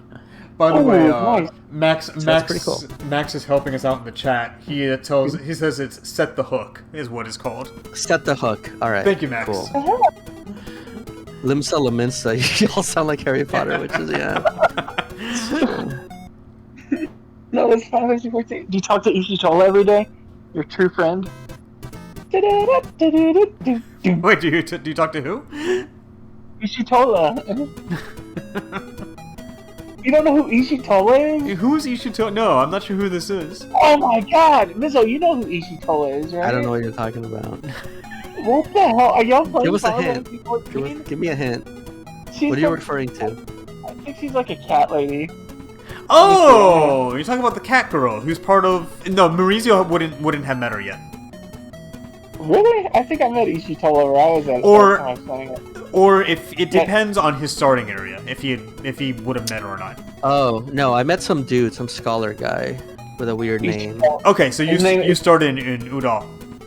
I started his in the, in like the desert place. Yeah. Well, and also too, if you started as a gladiator, then that's Udall. So. Right. Yeah. Yeah, but it's not Ishitola, so it doesn't matter. Who cares? Well, I The love cat girl with white hair? Yeah. Okay. And I love. Did you read the controversy over what was happening with her? No. That they kept they kept changing her They design. make her sexier and sexier, or they made her less. Wait, that's the one that they made her more white every time. I the think game they made came her out? more Is that it? tan, and then they made her more white again. Okay. And they were like, "Why do you keep changing her tone?" And what's his name? Yoshi P is like, "She was in the desert. She tans. What do you want?" She's like Nagatoro. Yeah, maybe she just like sits out in the sun sometimes, and sometimes she doesn't. Yeah, she was researching in this part, and then she was researching here. So when she goes to the ice place, she gets whiter because she's not in the sun as much. She's like Shantae. I mean, well, No. Shantae's different. Yeah, we went to war over Shantae. Forget that. Yeah, do you remember the war over Shantae? that first promotional art for, was it Half Genie Hero? Yeah. You remember the? She was like sparkling white. It's like, nope. She's like, what are you bleach doing? White. It's like, She what wears are a you? bathing suit. She lives at the beach. Like, are you for? No, turn this off. Maybe she went to Bazooms. Iceland. I'm sorry. What was that, Finch? Maybe she went to Iceland for a while. Yeah, I mean, I Shantae think and they did for Iceland. like one picture, then they rolled it back. I don't know if they were Yeah, planning they- on doing that moving forward, No, but I think everybody said oops after that. They're like, oh, that's not what we intended. Yeah, I think they learned their lesson with that. Let Shantato. But no, this cat thing is interesting too. I haven't played enough to know, but I guess we'll check on it later when I get to the ice place. Yeah, Melly is saying to go to the what do you call it? The Adventure Guild. I did that already. I did all Okay. I did all the quests, all the little training things. Yeah. It was neat. Because Warcraft doesn't have anything like that. No. And it's like, oh, I think it should. Yeah. I think it should. Well, Because tanking's not that easy. Tanking's not that easy in Warcraft. Nothing like the critically acclaimed Final Fantasy XIV. Oh my god. Well, like honestly, nobody tells you how to play in World of Warcraft. Like there's nothing in the game at all that's No. like this is your best spell. when you're fighting a it's like- boss for that's gonna live for over like 25 seconds, you should use this rotation. Like that never comes up ever. I think So people get to level 60 and they're just straight garbage because they've never thought about what combinations of my ability should I use. They Right. might just still be using like one ability even, you know? It's weird. Melly's asking you, Maurizio. Yeah, I did that. Tuesday Tech. Yeah, he did. Yeah. What's that? Yeah, but no, Warcraft. I think for all the times I've tried playing World of Warcraft, I've never gotten to a dungeon. Oh my god. Like, that's the best part. That's when I fell in love with Warcraft, was when we got to our first instance. Like our first 5-man instance. Yeah. Because before that I played Star Wars, and Star Wars was just like a big open world game. Like I don't think there were instances and stuff, Oh, it's if weird. I remember correctly. It was a really weird game. And then when I played Warcraft, I'm like, oh, I like this better. It's more structured, you know? And then you have those 5-mans that only you and your friends play through. Like nobody else is in there but you guys. Right. Like an instance dungeon. I'm like, I like this. This is cool. Well, that's like with like Final Fantasy, like that's the best part of it. Like, is just doing the instances and being sealed off from everyone else, without a doubt. Also, I didn't realize you can move your cursor when you're in this behind the back view. Yeah. I just saw you do that a moment ago. I'm like, what?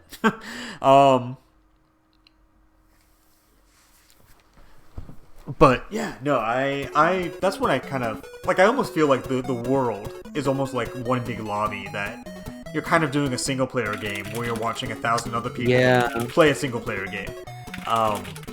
Yeah, 14 makes it very easy to be a single player game experience. At least it has so far for me, and I think that's kind of what it's encouraging by limiting. You can't create a link shell. You can't, which is like a group chat. You can't make a party. Like there's so many like limitations imposed on the free trial that I think you can play it as a single player experience, and you can do the dungeon finder and you'll probably be fine, honestly. And it does teach you the basics. So in terms of just getting, because to me an MMO doesn't start till you get to the end. Like Right. I don't know, people say that's not true of Final Fantasy. Maybe. I don't know what to tell It you. doesn't start until you get to the second game. That's what they said about Final Fantasy 14. Because like anything you get along the way, it's like that's nice, but I'm gonna replace it in like a minute. So I'm not gonna sweat about it. It's not like I'm gonna sit there and do an instance. Right. It's like people in Monster Hunter that like they're not even in high rank and they're like trying to get gear. It's like, what are you doing? Like, what are you doing? You're killing an enemy like a boss 10 times to get a drop to make something you're gonna replace in like 5 minutes. Like why?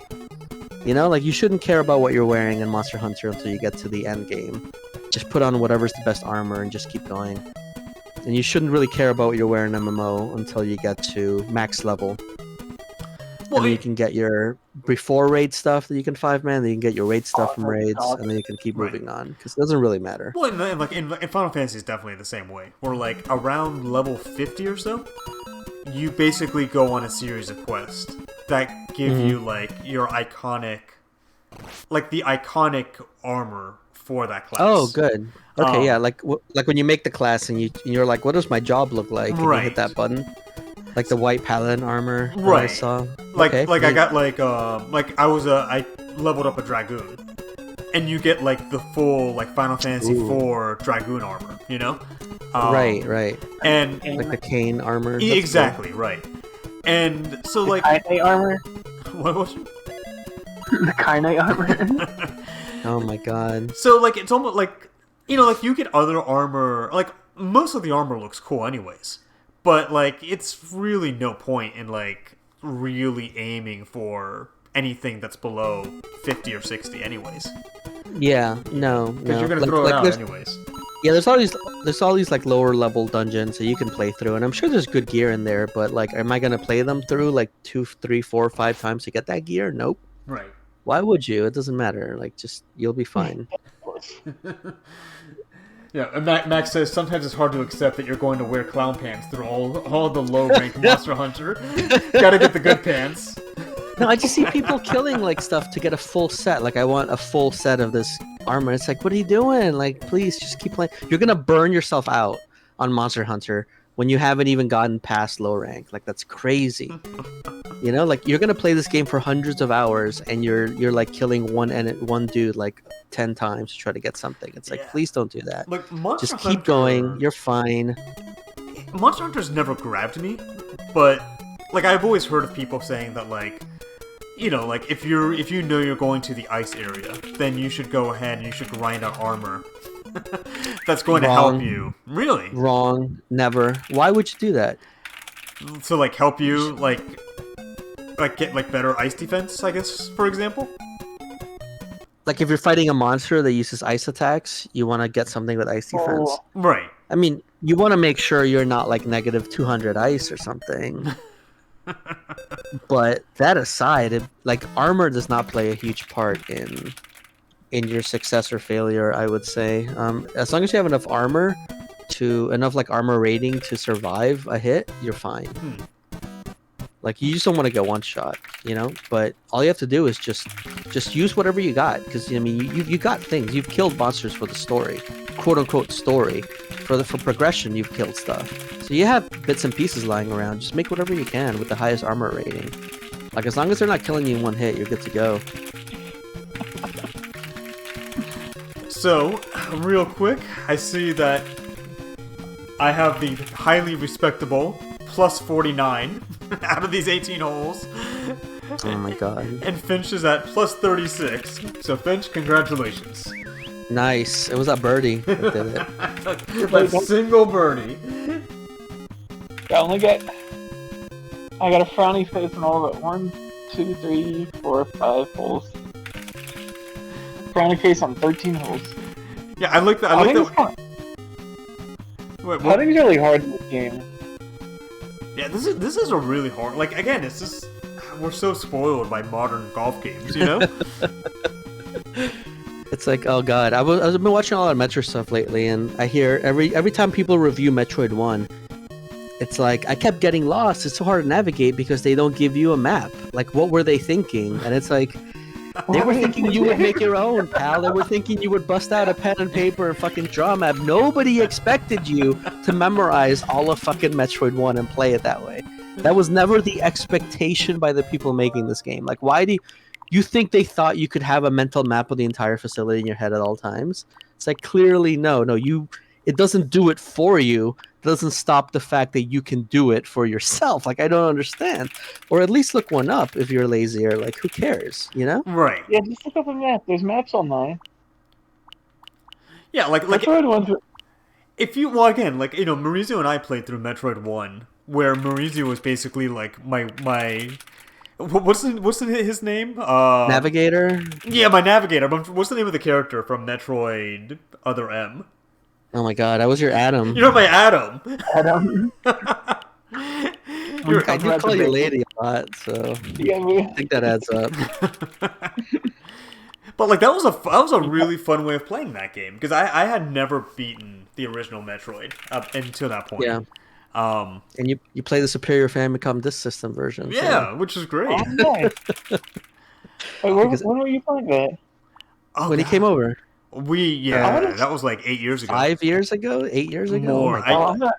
Oh my god. I want to get one of those retro tanks so I can stream that. Yeah, you should. Retro tank. I don't think they're back in stock yet. Also, I just have the original Retro Tank, and honestly, it's pretty good. Like, I know they're fancier now, and they cost a hell of a lot more. But the one I paid for was under $100, and it does everything I needed to do. So I'm really happy with it. Well, there's the 2X Pro. Someone told me that it's kind of weird. Like, I have the original, then there's the 2X Pro, and now there's like the new one. Is it 5X? Yeah, 5X Pro. Which I heard is a really, really good machine, but it's up to like $300 or whatever now. So it's another like, you know, you can spend that much if you want. I'm sure it's a really nice setup, but I'm okay with like my $80 original Retro Tank. Gene has control. Are you that one guy that hates everything on Twitter? Is that what I'm known for? Maybe. Is that my legacy? Possibly. this is golf, right? This is still on the green. So Ninja Jajamaru. Oh my god. I didn't even know this. This is like that game, that fake game in That's exactly what I said. The did? retro game challenge. In Retro Game Challenge, yeah. How do you? Is that what they were going for? Was it this game? Yeah, that's exactly what they were going for. Cool. Because remember, there's 3 of them, and the third one's like this great. Third one's like an NES action platformer, yeah. Yeah. How do you go up? Yeah, I don't know. Do you have maybe you have a rope or something? Well, let's see if Finch Oh says that. no. You're up, Finch. Ayuki. Oyuki. Dude. Tuk, tuk, tuk, tuk, tuk. What are you fighting against? Are they like they're not hopping, so they're not the hopping ninja vampires. What are these things? Well, I think they're ghosts. Hopping Chinese Oh. vampires. What do you do? Like you break? Oh, I see. You break the bricks. Oh. Wow. This game is so clunky. Yeah, it is very clunky. Yeah. I don't know what am I supposed to kill them all? Yes. Supposed to kill everything. Kill them It's a all. video game. Kill it. Kill it. Oh no! No, why is it not hurting at all? Why is I was it gonna say, do you die? I mean, I died. dead? I don't understand what was happening there. Oh, Do you run out of ninja stars or whatever? I don't think you do. Yeah, I think there was an arcade version of this because I think you can buy it on I was gonna say Wii on Switch now. Oh look, you got something. I got money, I guess.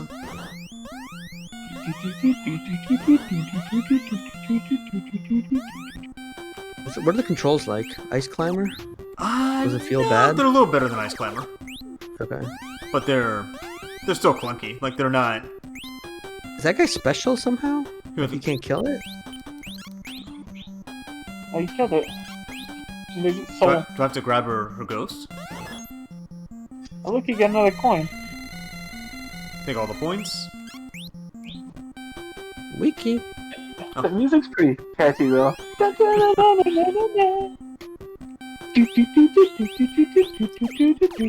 I think they're blocking the shots somehow. Oh, nuts!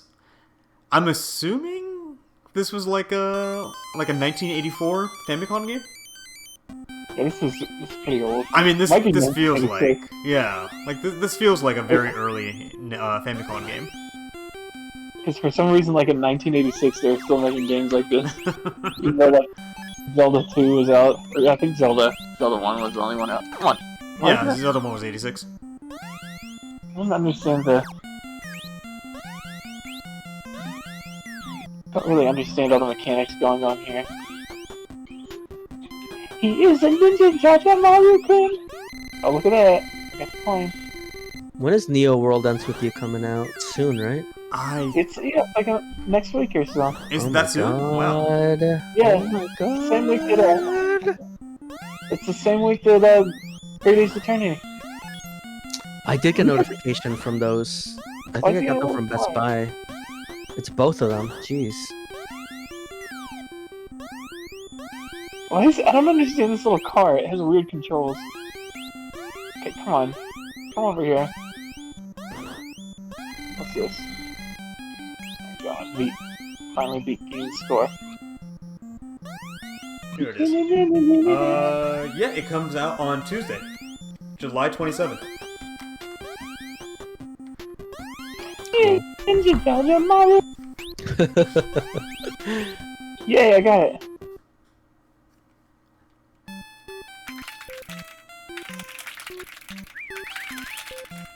How do you whistle? I don't know. I didn't do that. Wait. Did you do that? Kudo de... I don't know. I don't even know anymore. Jaja Maru-kun! Oh crap. Ninja Jaja Maru! Oh, finally. I just got an email that they're shipping out the House and Fata Morgana from Limited Run Games. It was a bomb. It's been so Oh yeah, long. I still need to contact them to ask them if there's anything I can do about that black. Oh, you Plague. should. You should. That was. I don't remember when that was, but that was a while ago. I can check my It was email. January. Black Yeah, Plague. I don't.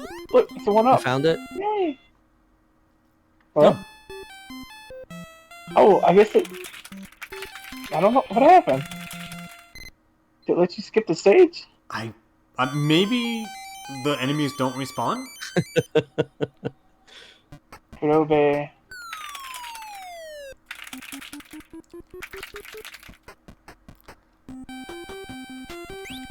don't know. Whoops.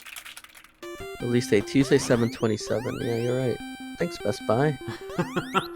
Great Ace Attorney 7/27. Oh my God, you're right. The same day. Yeah. Everything all at once. What do I play? No, I'm still playing Robotics Notes. I have a Leslie collection I haven't even opened yet. Play Ninja Jedi Marvel. And I followed Wario64 to try to get Metroid Dread pre-ordered, and now all I see are deals popping up all over the place. I bought the stupid Kingdom Hearts music game for the Switch. Oh, did you? I haven't played it yet. Yeah. God, Kingdom Hearts. I tried playing that. Like, tried playing the first one again. When I saw it was on Game Pass. And, man, that has not aged well. Is the whole collection on Game Pass? Like it was. They took down like the first 2 collections. So I think the only thing on there now is Kingdom Hearts 3. Oh no. But I was playing Kingdom Hearts 1 for a hot minute. And yeah. It's a bad game. It is a bad game. There we go. That's all I've ever wanted to say. Kingdom Hearts is bad. Like, I want to play it because I'm a Disney nerd, but at the same time, I'm like, man. It's just like cheap reproductions of the Disney stuff and a not very good Square game. Oh, he's invisible now. Oh, I am invisible. Cool. Yeah, I remember being disappointed with the original when it came out. Like, I was looking forward to it, and in my mind, I was like, trying to imagine what it would be like to go through Disney worlds, you know, like how would they interpret that in a video game setting. And then when I finally bought Kingdom Hearts and they played it, I'm like, oh, it's just rooms with doors, and you go from one room to another room. It's like that's how they interpret it. That's pretty bad. It's like I'm playing Rhapsody or something. Like, what is this shit? And then like the triggers are random, so you're just like, okay, let me go to the same 5 rooms over and over again until I trigger the next story beat. Well, I did that. Now let me go through the same 5 rooms again until I trigger the next story beat. You know, I think the problem with Kingdom Hearts is that there's some worlds that are really good. And, like, it almost makes you, like, really appreciate what it's doing. And then the worlds that are bad are really bad. So it's like there's this constant high and low where you keep hoping that the next world is going to be amazing, like the good ones. But most of the time, it is mediocre. Like, the Peter Pan world, I thought was really good. And I think that was good, too, because it also got away from, hey, we're just retelling, you know, hey, you're now in Peter Pan. Like, it actually did something new with those characters in that setting. True. You know, and same thing with, like, Nightmare Before Christmas. Like, that was a good That's a good point, actually. It was almost like a sequel to the story, or like a different version. You're just kind of doing something else than just the same story again. Yeah. But then you get to, like Alice in Wonderland, you know, was terrible. Because it's just Alice in Wonderland. Little Mermaid, I remember being pretty bad. What was the other one? Like, there was a couple where there was, like, it's like, this is just... Oh, Aladdin. Okay. It's like, okay, this is just Aladdin plus Sora and Friends. Like, there is nothing else going on here. Which actually detracts from the story. Right. Which actually actively makes it worse. Yeah. I don't understand the exchange here. Oh, I just bopped him. He got bopped.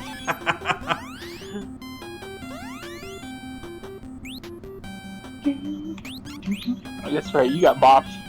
Need the rose pedal. Pop you good. I think those falling pieces of sushi are good for you.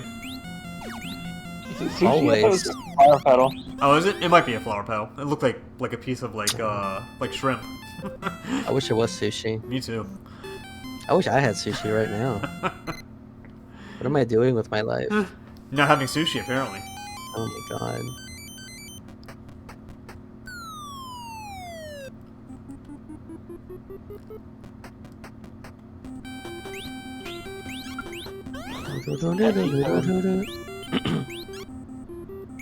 Yeah. Just a But, Ninja Mario pen. Just a Ninja Mario pen.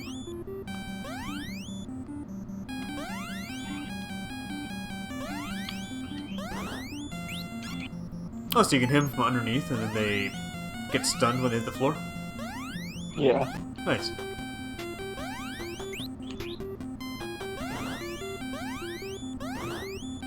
Oh, what's this? Is this the frog? Nah. Oh, it's fast now. This isn't any good. This sucks. Why would I want that?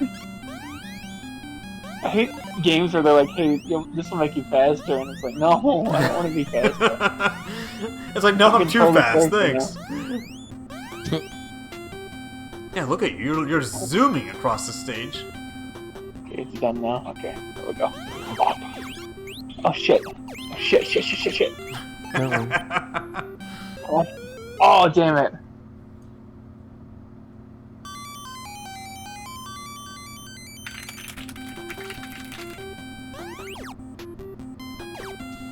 I ordered an Xbox Core controller for the Quest 2, so I could play Tetris on it. Ooh. What do you I have? want to play Tetris again. Huh? What are you using now? Is it like the ones that look like hand? Yeah, like the ones it grips? brings. Yeah. Right. Which is fine for like 99% of the stuff out there, just not for Tetris. Right, exactly.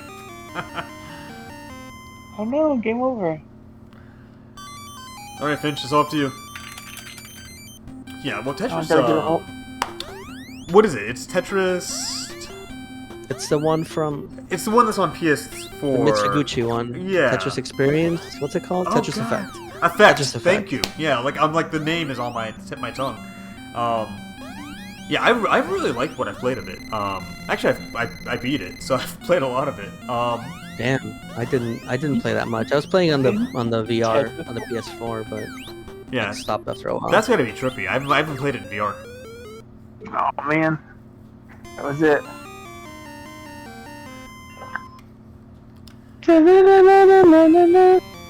Yeah, 1985. Yeah. Ninja Jaja Maru. Same year as Mario 1, right? Yeah. This is just it's at least as good as Mario 1. Easily. I like that. They just have weird games on here. I appreciate that. Journey to Silliest. Kung Fu Heroes. Do you remember like looking at old strategy guides like in the 80s with pictures of this, and it made no sense how this game worked, and it was the most amazing thing. I've heard good things about Journey to Silius, but I tried it and I wasn't a big fan, at least as far as I got. It seemed really Journey to weird. Silliest- It's a pretty cool game. I mean, it's not the most amazing thing ever, but it's pretty cool. It's the best game ever. Like the first boss was weird. First boss I played was weird. I didn't really get it. Vice Project Doom is an amazing game. Is This game it? is ridiculous. Yeah, you never played Vice Project Doom? No. Oh my god, it's so good. Like a werewolf throws a fucking steel girder at you, and you can jump on it and run on the steel girder that he threw. Oh, that's cool. And it's like Batman. You remember Batman on Yeah, the NES? well, It's like that's that. It's like that. With Okay. like a bunch of different weapons, or like Kabuki Quantum Fighter, you know, or even Ninja Gaiden. And it's Yeah. got Ninja Gaiden cutscenes, like That's a ton of cutscenes. So it's a really really fun game. It's got like Spy Hunter type vehicle sections too. Huh. Who knew? It's like AAA. That's a AAA game for the NES. It sounds like it. Like the more I'm hearing, the more move over Mario. Like wow. Yeah, I love Vice Project Doom. Oh, Mario 2. The original Mario 2 is... I don't like it. I really don't like Lost it. levels? Yeah. No, it's not good. It's just Look, it's mean. It's literally mean spirited, which is what I don't like about it. It is. It is active. It's like some... It's like what we saw in Mario Maker. It's like the hateful levels that people make in Mario Maker. Right. Yeah. And it's like at least Mario Maker, I can enjoy it there because it's Mario Maker kind of bullshit anyways. But Like you can actually picture Howard playing these at the Nintendo warehouse way back when, and being like, "What the hell is this? he's like, no. Oh no! Oh no!" He ripped the cartridge out of the Famicom and threw it on the floor. I guess it was a disc though, wasn't it? He like stepped on it, and broke it into a million pieces. This will never come out in the United States. This will never come out here. He had a sledgehammer and just destroyed the Famicom disc system. He's wearing like a Doki Doki Panic hat and shirt. And he's like stepping on the cart. And they're like, well, if that's not going to come out, then what is going to come out, Howard? What do we make Mario 2, Howard? He's like pointing at his shirt.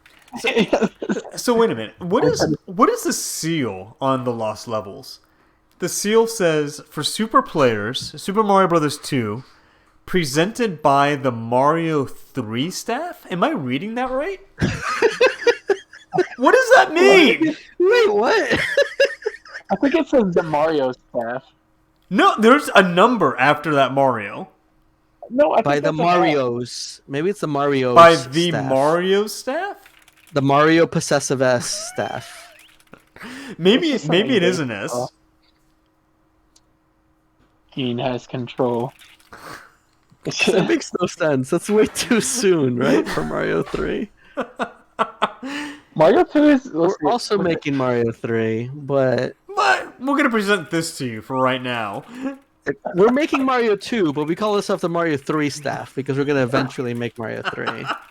Mario 3 is in the cards, just so you know. Do you remember like all those rumors? Well, okay, maybe you didn't have the same rumors, but we had the rumors like they started making Mario 3 before they made Mario 2. No, I never heard of that rumor. Those were our elementary school rumors. Well, the world wasn't quite as connected back then. Yeah. Or they'd say stuff like, "We'll never make a sequel." They promised never to make a sequel at the end of every game.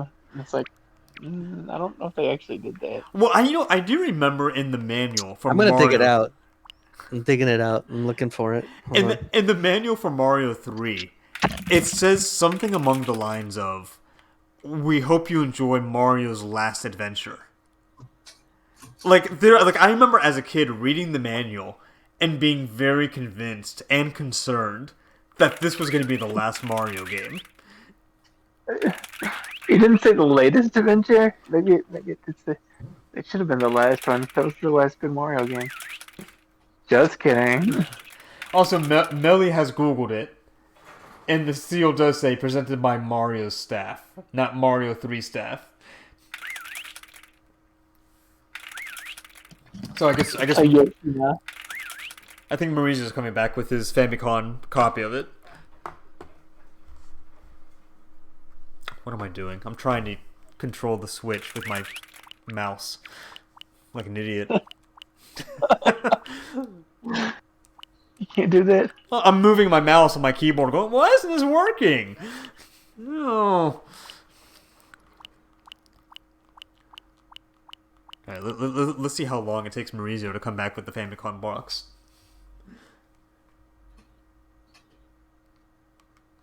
Like they have Mighty Bomb Jack on here. Like out of all the games they could have picked to put on here, Mighty Bomb Jack. Seriously. And all these games are, except Twinbee, I don't think that came out here. No. But like Mighty Bomb Jack, you'd see him in all those little strategy guides for NES or all those magazines like Computer and Console Gaming or whatever they call them. And it like Mighty Bomb Jack just looked like a game. It was another one of those games. It's like, what is going on here? Yeah. Or you looked at the screen and you couldn't actually tell what was happening in the game. I mean, I played Mighty Bomb Jack, and I still don't know what's going on in that game. Yeah. Okay, I I think found that's it. the problem. That's the problem with modern games. It's too easy to figure out what's going on. So Melly also Googled the Mario 2 box, but you have it in your hands right now, right? Yeah. I googled it, but I couldn't find an image that was large enough for me to zoom in on it. You know, so I was like, the Famicom box is right behind me. Let me just get it. I think it's an S. It's incredibly tiny on the actual booklet itself, so it's really hard to read. Yeah, By the Mario 3 staff. Yeah, I think Melly found a larger image of it because she said it does say the Mario staff. There's an apostrophe. Yeah. I'm convinced there's an apostrophe there. Super Mario Brothers 2 by Super Mario Bros. No, see, Oh look shit! inside. Inside, there's a letter to super players, June the 3rd, 1986. Wow. See the Japanese, date. Japanese, Japanese, Japanese. Then at the end, this says yours faithfully, Mario's staff. Okay. Yeah, they on a lot of the Famicom Disk System games, they actually had like the date it was released. Like the Legend of Zelda, you can actually find the date it was released. I think there's like release dates of like the second printing and stuff like that. Because I think mine has 2 dates in it, like the first and second printings of it. Huh. It's And then pretty cool, actually. That is very there's cool. a weird picture of a mushroom that I've never seen before. A what? A restroom? Of a mushroom that I've never seen Oh, before. mushroom. With like it says Nintendo COLTD, but the COLTD is backwards, Huh. which is really weird. Here, I'll show you. What? Can I can't post something to this chat, can I? You could push put like a link. Well, I just took a picture. You can post to Zelda. If you post it in the Discord, I can maybe like bring it up here. Oh, true. Okay. Well, I think if I open up the Discord on my phone, it's gonna disconnect me there. Maybe not. Let me see. You should be able to still Yeah. post in the chat channel, in the text channel. True. Okay. All of these games should say by the Mario staff. Excite Bike by the Mario staff. We're in La Quinta. La Quinta. The original Donkey Kong.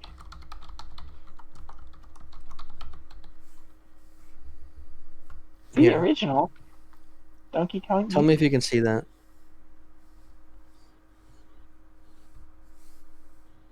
Let me bring that here.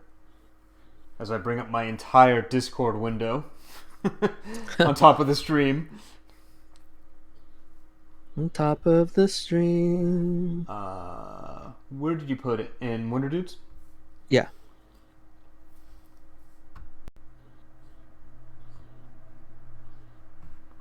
Let's open.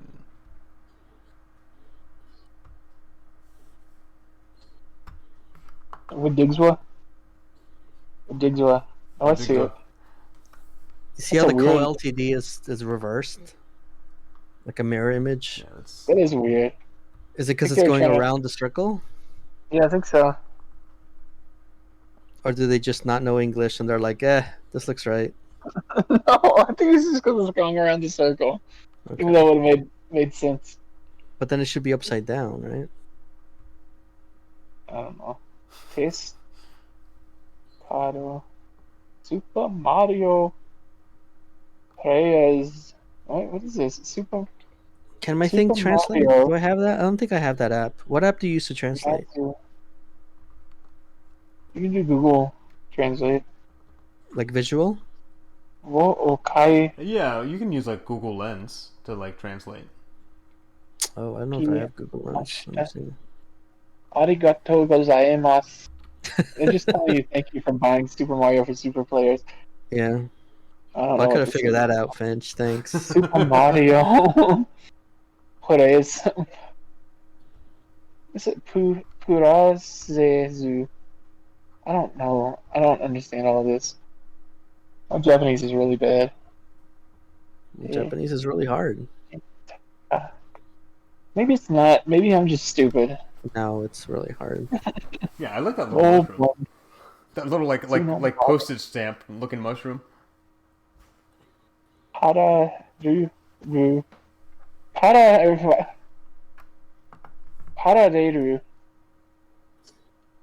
Vero. Like, Yeah, No, Miller Super says Mario. pull out Google Translate on your phone, read that Japanese poorly with the app. Yeah, I'm trying to. Parashi. What? There's like 8 new worlds. I can read some of this. Nice. Kono o That's pretty good. Mario You did it for a Gemu. second. Hold on. Toru. I gotta hold it like perfectly still. Oh, here we go. Mario game and Luigi. Mario Gemu to Luigi. Game. Okay, saying there's a Mario game and there is a Mario game. It says buy a disc card, Super Mario Brothers 2. Thank you for raising it. This time, with the encouragement of everyone who supported Super Mario Brothers, another Mario Trip parallel world, I tried to create it. If you're already used to playing Super Mario, you'll be fully satisfied with the new 8 worlds of this varied course. In this story, there are Mario games and Luigi games. Rio and Luigi have different personalities. I think I cut off a character there. It should be Mario. Mario and Luigi have different personalities. In Luigi games, Luigi jumps from Mario to Mutepu. Which player you choose is up to you. In this new journey, a new character, Poison Mushroom, will appear. When poisonous mushrooms appear, please do not eat them. What kind of danger stands in front of Mario and Luigi? Ruka, How about please enjoy now? yourself slowly. Take kudasai. Yeah, it said don't eat the. It says Kudasai, tabenai please. iyo. Please do not eat them. Yeah, that's pretty good. You know what? This did a better job than I expected it to. それはマリオとルイージの何だな. That's right. I'm I do like to enjoy raising it part. That was the best part. Yeah, when I bought Mario 2 on this system, the other half of the disc is Mario 1, which I thought was appropriate. I mean, that makes sense. Because you can buy Mario 2 with a bunch of different. Basically, anything that fits on the back, there's probably a version of it from the games that were out around that time. But I opted to have the Mario 1 and 2 combo. What did I get? I got some game, and on the back it was Backgammon. And Backgammon is not really good, but it was kind of cool because it has the music by, what's his name, Dragon Quest guy. Oh, really? Oh. Yeah. The Holocaust Denier guy? Yeah, Holocaust Denier. He denies they were comfort women. Holocaust Denier Coon. Yeah. Yeah. He hates gays. Yeah. Pretty much an asshole, but you know what? He makes good music. But anyway, he made the music for it. It sounds really good.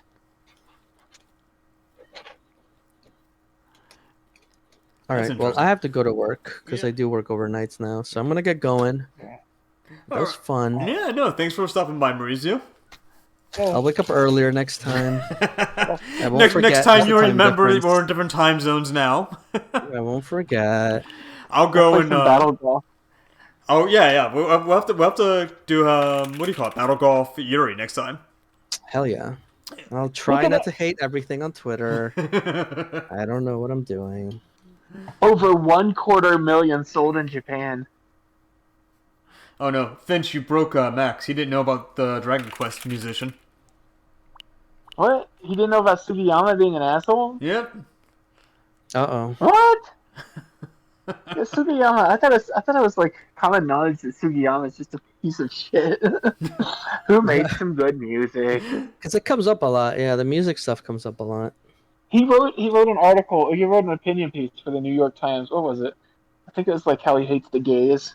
Wow. No, I think his big thing is starting up like a historical foundation in Japan that's like trying to rewrite history a little bit, maybe paint Japan in a better light regarding some things that happened during World War II, I believe. Because they were not on the right side of history on that one. Let's just put it that way. Okay, so that was a mistake. It was a Japanese politician made some anti-LGBTQ comments on television. His big thing is the funding for the history thing. I forgot what it's called exactly. Yeah. It's like denial. What do you call it? Something denial. Oh yeah. Sugiyama also engaged. No, it's not that. Sugiyama, here it is. It's on the Wikipedia. Sugiyama also engages in activism outside of music, such as the denial of Japanese war crimes and the promotion of Japanese nationalism. Right. That's basically it. But yeah, he sent in.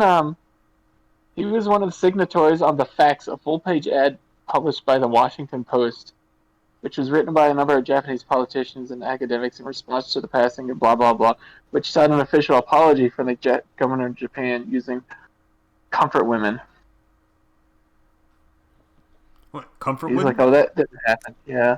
Well, who was the person that was like, women talk too much in meetings? Do you remember that? There was like some No. Japanese dude. I think was it the prime minister? It was somebody that had these like super sexist things to say about women in government. That was really funny. I mean, it shouldn't have been funny. It was actually awful. Well, But this it's just is just thinking that it wow. could actually be real is hilarious. Like it's like how can this person Yeah, be a real human being that it goes exists? ahead and it rides that line where it's like this would be hilarious if this was on a sitcom, but it's real life. If it was a joke, right. If someone was like pretending to say this, it would be Right. really funny. Like But if this this guy was is really saying this if this was from a Arrested position of power. Development, this would be hilarious. But it's not Right, Arrested yes. Development. Exactly. Oh goodness. Yeah, Okay, yes. Japan. So I guess he actually recanted his statements on LGBT stuff. So he's Oh, did he? he's like, well, you know what, the gays aren't so bad. So Gays he's are only not so bad. he's only a little bit bad. I mean, he's a really old man, so it's hard to He's like what make 90? changes. Yeah, he's a very, very old man. It's hard Yeah, to he's change 90. people at a certain point. They live through different experiences than we did, so I'm not gonna like start a hate campaign on the guy, but I'm not gonna buy his music either. He made some good music about 30 or 40 years ago. Only lonely boy. Hey, have you heard the Japanese music or what am I trying to say? The music in Dragon Quest 2 on the naming menu is this song called Only Lonely Boy, and it's actually a vocal song that he made, and it's really good. Nobi Nobi boy? No, Only Lonely Boy. It's hard to say. Only Lonely boy. Huh. My only lonely boy. I just saw something what was the name of the guy? Was it Tezuka? Who's the name of the guy that did the Mario music? Like the original Mario music? Kondo. Koji Kondo, Koji that's Kondo. right. Koji Kondo. There was some tweet about him like saying how like the Beatles like or maybe just Paul McCartney. Maybe it was just Paul McCartney, not the Beatles.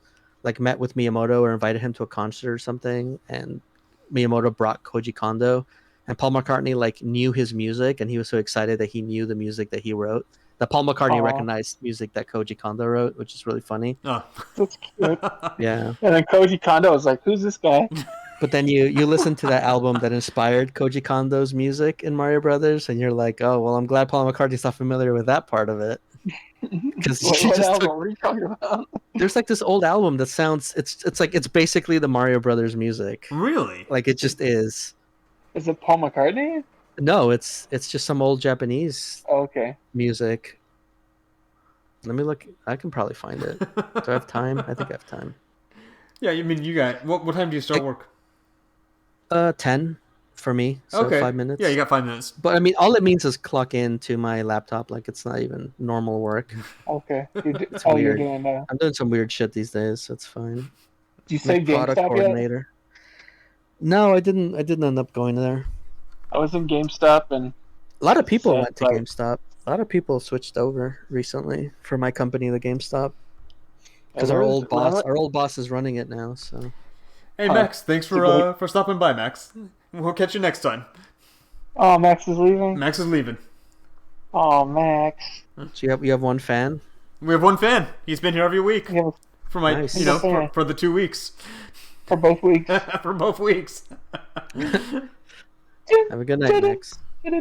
Wait, is regular NES Golf isn't on here? No, I was looking for it too. I was surprised. What? That's really weird. Can you still do that trick? No, I think they took that trick out. Oh my god. Work out. They ripped out. They ripped out Iwata's soul. It's garbage. Nintendo censored it. It is garbage. Why would they do that? The Wii's the worst system that Nintendo ever produced. They're like, give away an NES game that was made 1,000 years ago. You get one NES game for free? Never. Never. Over my dead body. Over my dead body. Gouge it out. They found it. You know what's weird though is I never saw anyone actually like perform the maneuver that made it happen. Because like I've never heard of anybody doing it successfully, right? Yeah, no one. Was it just like a weird rumor? Did it ever actually exist? No, it was like data mining. They found the data in there, so it's in there. Yeah. But I don't know if the unlock stuff was realistic.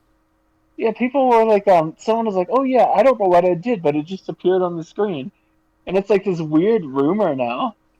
It's kind of a cool thing because it's like, did it actually exist? It's like the old days where you don't know if it actually happened or not.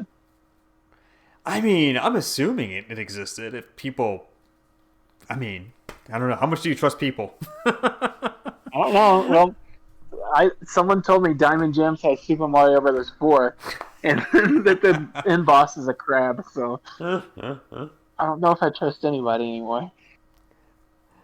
All right. Well, Maurizio, I know you got to get going in a moment because you got 2 minutes to turn on your laptop, basically. I'm already in. I'm already in 2 minutes early. I'm just catching up on the chats and stuff. Oh. But yeah, I still have to do. I just woke up and started talking to you guys. Like, I still have to go to the bathroom and stuff, so I'm gonna go. All right. Well, hey, thanks again for stopping in. Yeah, it was fun. Yeah. Hopefully we can do this again next week. But yeah, let's plan on it. We'll aim for next week. Okay. All right. Cool. I'll set an alarm, a proper alarm this time. Yes, please do. And Finch, do you want to plug anything or say anything before you go? I like Legos. Don't we all? Well, this has been. Go ahead. You can look forward to my streaming channel within the next 10 years, where I'll stream video games by myself. That's Finchiekins the Alonius. No, I hope you do that soon. You know, I'm dying to see your take on it. Well, I think once I get my computer, it'll be easier to set up. I mean, I do have a computer where I could set it up now, but I want to do it on the new one. Well, if anything, Streamlabs is really easy to use. You know, so like, you could always sit and make one setup and then make another setup later on. You know. I know, but people will come to my house and they'll send the police after me. They'll do swatting and. What are you talking about? I missed it. What are you playing? Did you see it? Okay, so there's a thing recently how a lot of streamers get like swatted or doxxed. Oh, that sucks. Yeah. Yeah, because there was like this girl. What is it? Pokimane? Yeah, Pokimane, and she's giving a tour of her house, and people are like, "Oh, this isn't authentic." And she even said she doesn't usually give a tour of her house, but she's moving in 3 days, so that I guess people don't know where she lives or something. It's like, what the hell? You have to move all the time. I guess there's another like really popular That's streamer annoying. who has to move to a new location every day. It's like, what? The hell? Are you serious? How could anyone live like that? Yeah, why would you still stream then? You make a lot of money. I guess, but I mean, to move every day.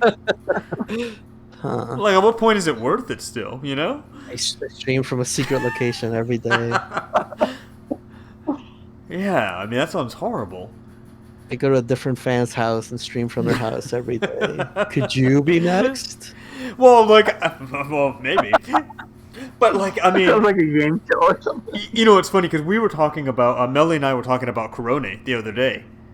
And I'm like, this poor woman, the woman who is Corone, she will never reveal who she actually is. Do you know anything about her? Well, that's part of it too.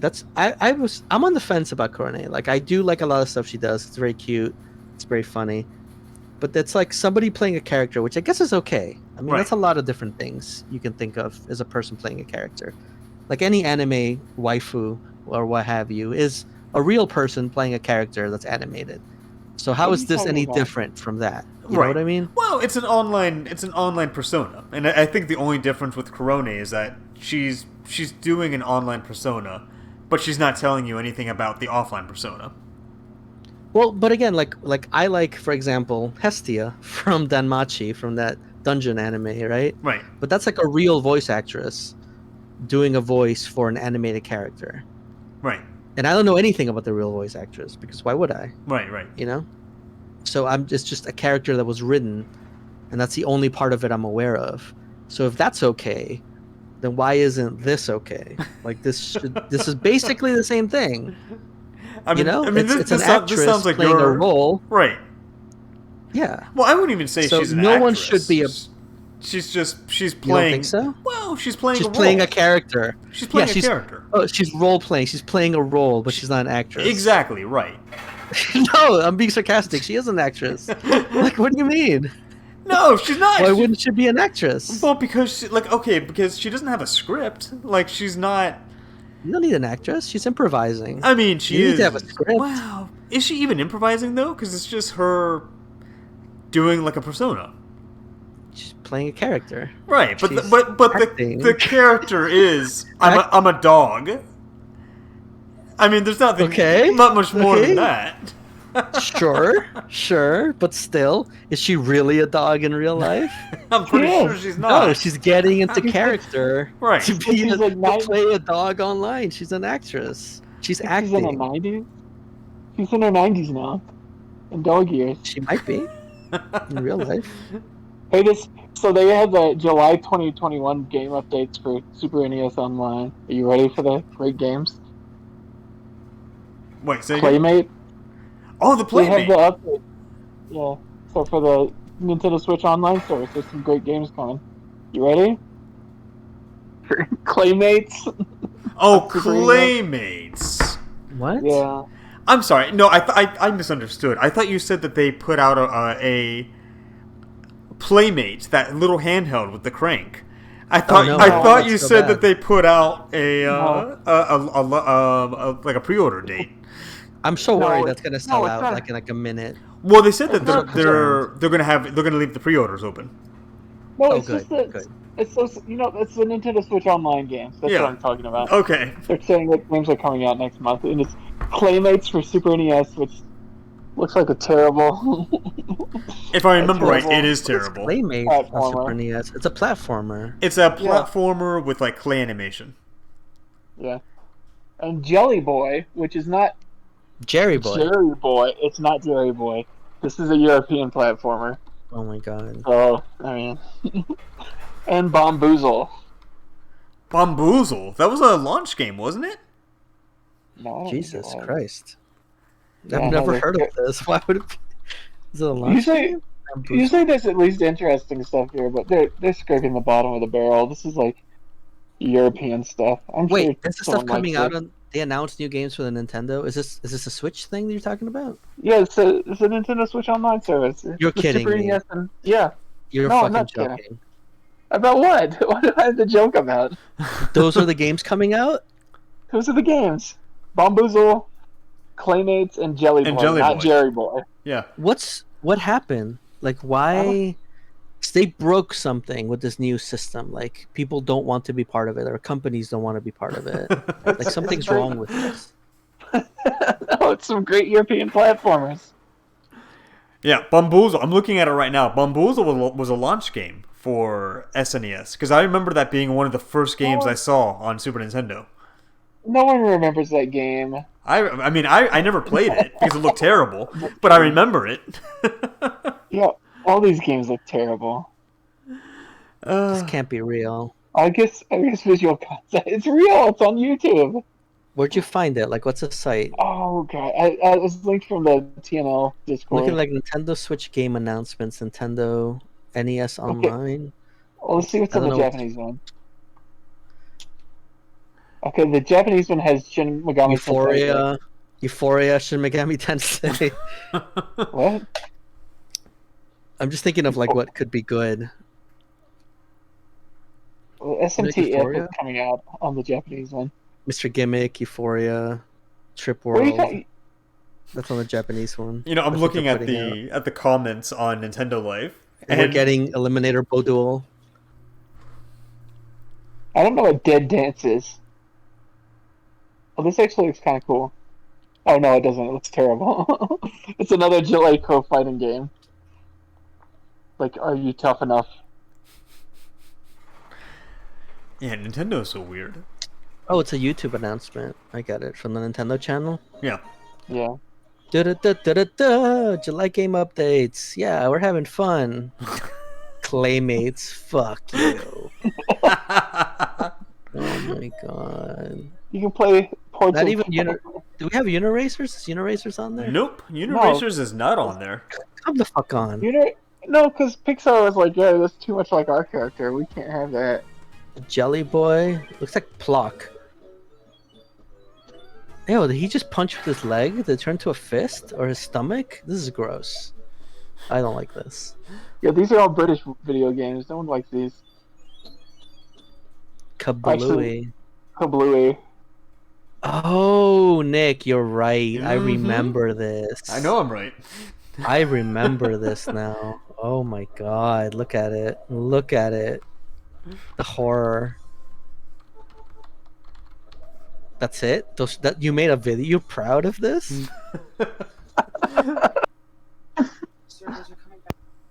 I mean, listen, at this point, I defend them all the time, but at this point, it would have been better if they didn't release anything at all.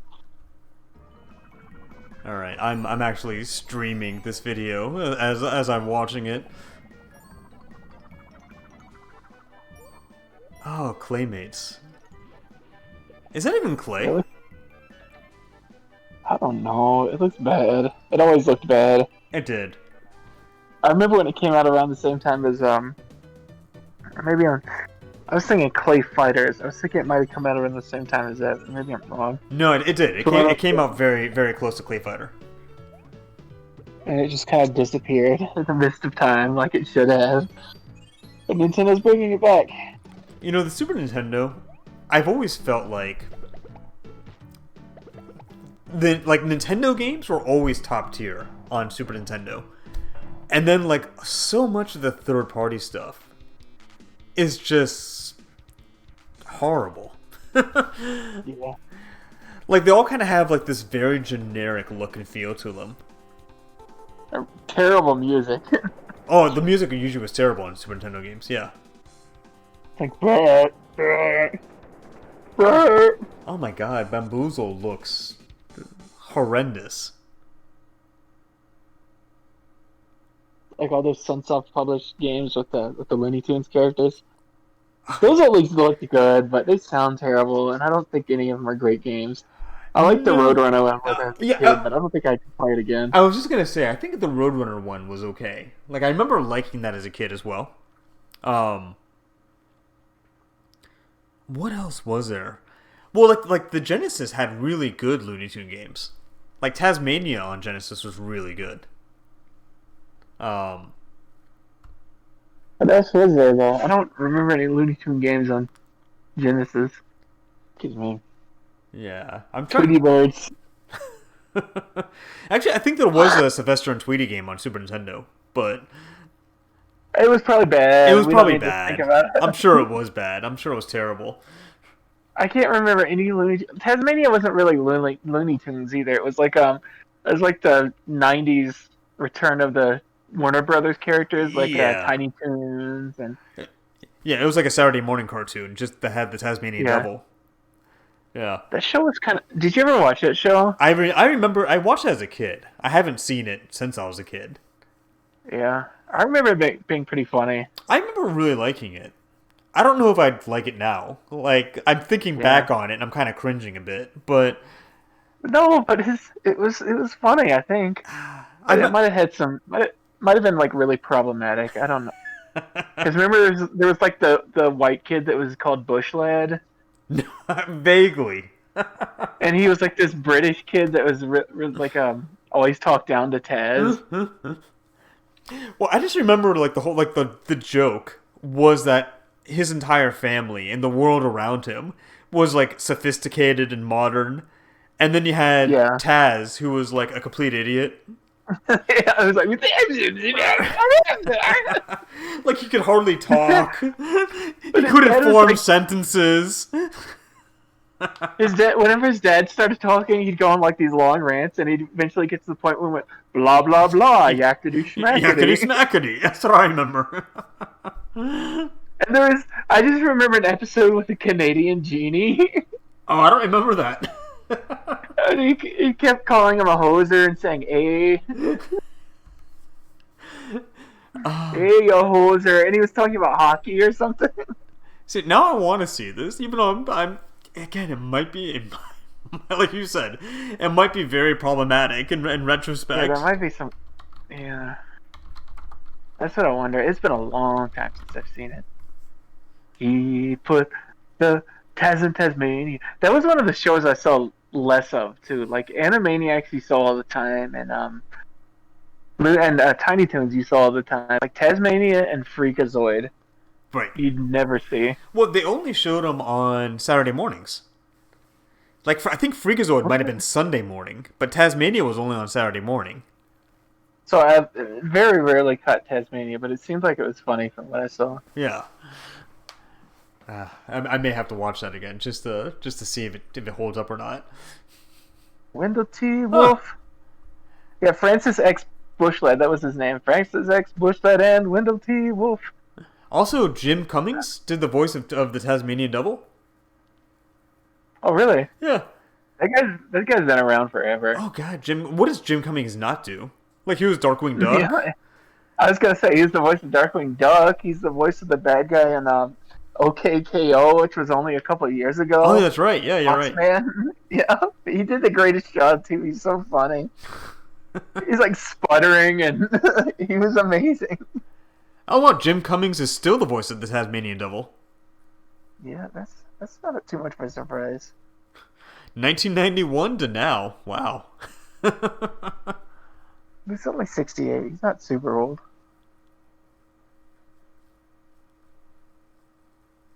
He put the There's 65 episodes. Holy crap!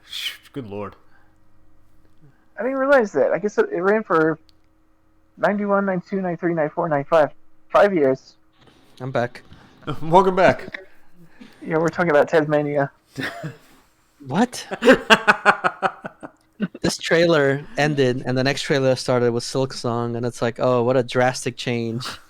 Oh God, what? Silk From Song? Playmates to Silk Song. They haven't the announced trailer. anything new, right? Oh, No, I haven't heard No. anything new. It looks the same as Hollow Knight, but it's cool because you play as the girl. She's a lot more mobile, I think. Like, she moves a lot more. It Yeah, looks she's so tall. freaking good. I watched it so many times. What are you doing? Can I open my own thing sometimes? Stop it. You're breaking it. Give it to me. This is using the biggest knife on earth to open the box for the Zelda controller. She's using my weird sacrificial Peruvian knife. You know the one I'm talking about with the horns and the goatee? Chop it in half. It deserves to be chopped in half. Just break it open. It's fine. Crack it open like an egg. I don't trust you with that knife. What have you done with this? I don't know. It looks used. Kill people. Yeah, it's used. To kill people. I need a name for this knife. I'm gonna use it to open sealed games on stream. Yeah, let's do it. What can its name be? It has to be Peruvian or like what's the Peruvian language? The native language? Is it just Spanish? No, I don't Or like know. old Spanish? Maybe like what's Latin for open? I don't think it's very cool. Pretty. Yeah, the Zelda controllers look nice. How shiny it is.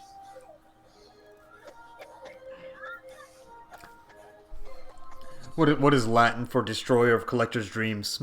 Destroyer. It's Latin for throwing money in the toilet. I Read the Dingo. pattern. It's like V stockings for stockings.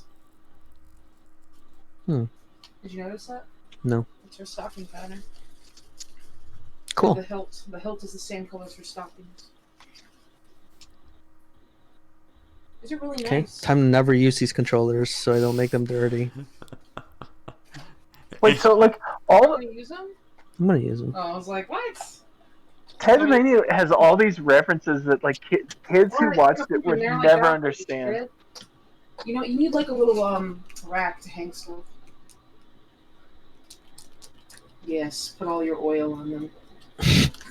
Are you talking about Tasmania, the cartoon, You or know, the game? well, I started by talking about the cartoon, and then that led into Okay. the cartoon. I'm sorry, talking about the game, and then that led into the cartoon.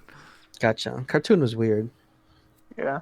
Yeah, so Francis X. Bushled was a parody of Francis X. Bushman, who was an actor who died in 1966. So it's like, what kid watching the show in the 90s would ever know about this? No, but the writer who was born in the 50s knew about it. Yeah. And like his That's dad was a important. parody of who was his dad? His dad was a parody of Bing kids. Crosby. Yeah, he Yeah, was. yeah, yeah. He sounds just like him. I never knew that. I didn't understand. He likes orange juice, a reference to Crosby being a famous pitchman for try orange some juice. OJ. Right, yeah. And then he has an uncle who's a parody of Bob Hope. So you're saying Taz was written by people in their 60s, basically. Yeah, probably. And they're like, you know what children like? Bob Hope. He's hilarious. Throw him in They don't there. love that. Bob Hope. Well, then again, I mean, look at it like Animaniacs. How often did Animaniacs make all these references that, like, a 10-year-old would not understand? They were probably like it's like the same as the old Looney Tunes. They were probably trying to keep that spirit alive in Yeah. Tasmania, maybe. You know, like when you look at a lot of old Looney Tunes, there's always like those gags that are just here's an animated version of an old actor or an old actress. I don't know how it was fairly common, I want to say. Maybe not like crazy common, but it happened enough. There were some cartoons that were just that, right? Weren't there? Just like one cameo after the next. Oh, absolutely. Or parody, I guess it would be, Yeah. of an actor after the next. Yeah, well, I mean, again, like, Animaniacs was notorious for that. Right, yeah, for You sure. know? Like, For sure. they always had, like, just cameo after cameo, and, like, unless you were familiar with all of these older references, like, you would never get those references. So, Yeah, like the old cartoons had Peter Lorre in them all the time. With his little henchman voice, like right. Yeah. It's like, who's that? Oh, he was an actor in the 50s, you know? Super popular now. You know, everyone knows who he is. Don't worry about it. Yeah, but without a doubt, like, I'm sure that's absolutely the case. You said it's a DVD release of Tasmania. Oh my god. What the first one is 2013, May 14th, 2013. Part 2 was released on August 6th, 2013. On June 19th, 2020, the third season was announced. 7 years later. Somebody's Who knows happy if about it- that. Maybe. Who knows if it even came out. Oh, this is a hard thread on Reset Era. Fabula Nova Crystallis Showdown, Final Fantasy XIII versus Final Fantasy XV. Which mismanaged project ended up being the better one? It's like, oh, they're both so bad. How do I choose? What? I liked all of them. You like 13 and 15? Yeah, I liked both of them. No, I definitely didn't like 15. I liked 13 a lot. I have to go back to 13. I liked 15 a lot too, though. I want to take 13 for what it is, not what I wanted it to be back then. I think that was my biggest problem with it. But 15, I felt, was just very disconnected, very poorly put together, just a real mishmash of random shit they pretend is a game. It's not good at all for me. There's fishing in it. The fishing is very good. The fishing is very good. But it's like it just feels like they slapped together like this big open world that's just like the opposite of Final Fantasy XIV's world, you know, just completely empty and vast. No, It's just devoid of almost anything. We're talking And they'll throw in- about 15? Yeah, Okay. like they'll throw in like here's some ruins, here's some ancient ruins, and here's a guy with a stalled car next to it, wearing like a fancy outfit, like a hipster outfit, and you have to like find a car repair kit to help him on his way. That's like one of the quest types, is help the guy whose car broke down quest. And you find them all over the place, but they're just in really weird areas next to places that you're just completely incongruent with. Like, I guess there's cars in this world and you have to just live with it. Like, there's just cars in this world, but also ruins and demons and other creatures running around at the same time. The cars can fly. Well, your car can fly. That was cool, actually. I did like flying around in the car. But it's like it's like I don't know, like the enemies don't make a lot of sense together. Like, I feel like they just took, like, the cities and the way the characters look, like, none of it really adds up to me. Like, I don't feel like you're in a congruent world. I feel like they just took existing art assets and just kind of jumbled them all together. Like, it's bizarre to me. There's Iris and that dragoon lady. Iris is the best, 100%. But I mean, just saying that is kind of like, she's only in there for like maybe a chapter. No, she's in there the whole game. The game ends after she leaves. I don't think that's She true. leaves and She's that's only in there for like a chapter, and then you're like, wow, this game could be so much better with characters I like. And then she leaves, and you're like, oh, back to this. I forgot what it was like. You actually have some cheer in the car and somebody you care about being funny while you're driving around, and then she's gone forever. And it's like, oh. It's like, well, I was having fun for a little bit at least. Like, I can tell you, like, this is like just starting the game, right? Like, you start the game and you're leaving. The first thing that happens is you're leaving the city, and they don't really explain anything. You're just leaving. Then your car breaks down, you got to get it repaired, and then you make your first stop, and then you go to sleep at an inn, and all of a sudden you're watching a cutscene that is the movie that they made. So it doesn't look like the game at all, not even like the other in-game cutscenes. It looks like the movie because it is the movie. You're watching clips of the movie with no prompting, with no idea of who the characters are or what's going on. No dialogue either. I think it's just music. So you see their lips moving, but they're not talking. And it's a city getting destroyed, the city you left, like the original city you left. And like the way they show it to you is by showing you a clip of the movie that you should have watched. That you were supposed to watch before you played the game. Supposed to watch before you played the game. And they don't explain who anyone is or what's going on or anything. They just show you just random clips of this movie of a city being destroyed. And then the next day you wake up and Ignis is like, I went to get the newspaper and boy oh boy, our city was destroyed. And they're sad about it. And you're like, I started the game leaving the city. And then you show it to me being destroyed through clips of a movie you made. I don't know who any of these people are. I don't know what they just lost. I spent like a day with these four. I don't even know who they are yet. I have no attachment to the city. I don't care about the city. Like, I don't care about anything that just happened. And I'm really confused. And it just makes me feel weird. Like, it made me feel like I missed a whole part of the story. And I did, because they didn't put it in the game. Yeah. Because you didn't watch the movie. I was gonna or say the anime series. I was gonna say, like, did you watch the movie, the anime series? Did you play the no, side-scrolling beat 'em up? You shouldn't have to understand. I mean, you know what? Eventually, I did. Eventually, I did watch the movie. I did watch the anime series. I did play the side-scrolling game and got all the trophies in it. And I'm almost done with the actual Final Fantasy XV itself. And I can't wait, because I'm going to reclaim like 600 gigabytes of storage room when I do finish it, because it's bloated to all hell and patched up and down, like, to make it better, and it's still not even a full coherent game at this point. It's great. It's not great. It's amazing. Like, okay, so the story just doesn't work at all on any level. No part of it works. No part of it makes sense. No part of it is told to you in a compelling way that makes you care about any of the characters or anything that happens. His uncle is mean. His uncle is mean. That's all you have to know. His uncle is mean. It's like, okay, it's like, okay, so at one point you meet up with a dog, and you're like, oh yeah, that's the girl's, Luna Freya's dog. We send messages back and forth. And at first you're like, okay, I guess this dog runs around a lot, but sure, it's Final Fantasy, I'm not going to question it too much. But then you think about it some more, and it's like, wait a minute, what? And it's like a magic dog. It's like a magic dog that teleports between continents. What's wrong with the magic dog? I know, it's just not talked about very much at all, or really discussed in any way. It just is this magic dog that can teleport around and send messages back and forth between them that they've been doing since they were kids.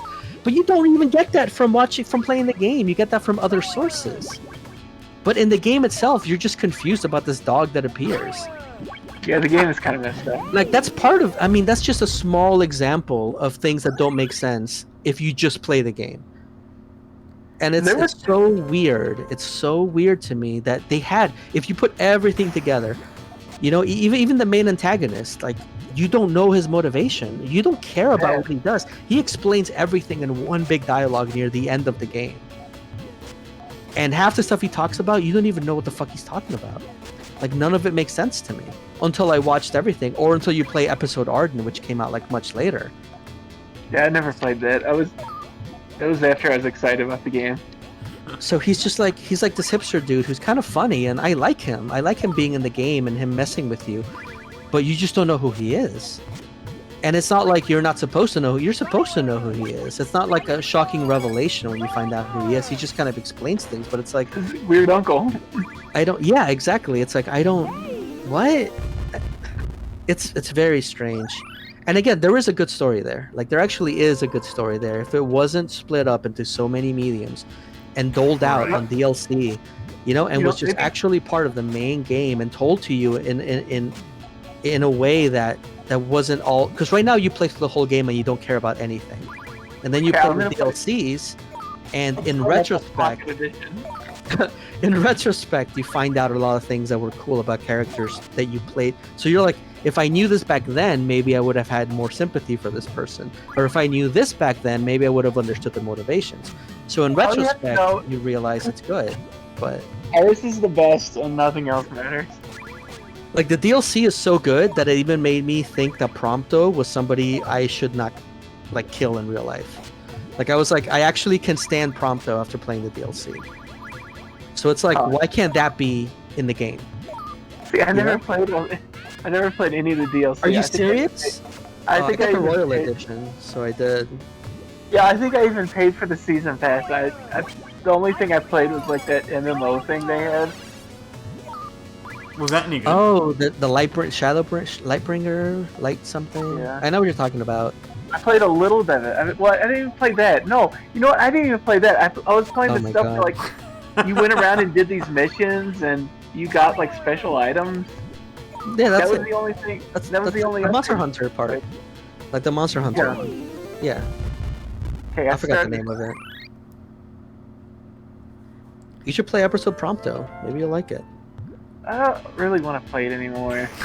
I don't know what to do. I don't to it blame you. even. I don't blame you. But you know how like Prompto, like he gets pushed off the train and then he's gone, and then you find him again, and he's like Yeah.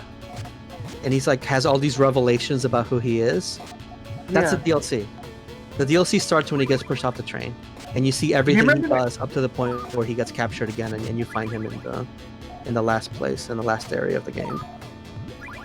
Weren't there like 4 DLC chapters they just came out and said, this isn't happening, sorry. No, there were several. There were like, they were like, okay, we're not going to make these. They were going to support it more, and then they stopped. Yeah. Yeah. And they just said we're just going to finish it up with the Uncle DLC. Uncle DLC. I mean, you say uncle, but really he's like the progenitor of the family line from like 10,000 years ago or something. He's this weird uncle. Sure. I can't really say I like their faces in this pocket version. Oh, the super deformed look.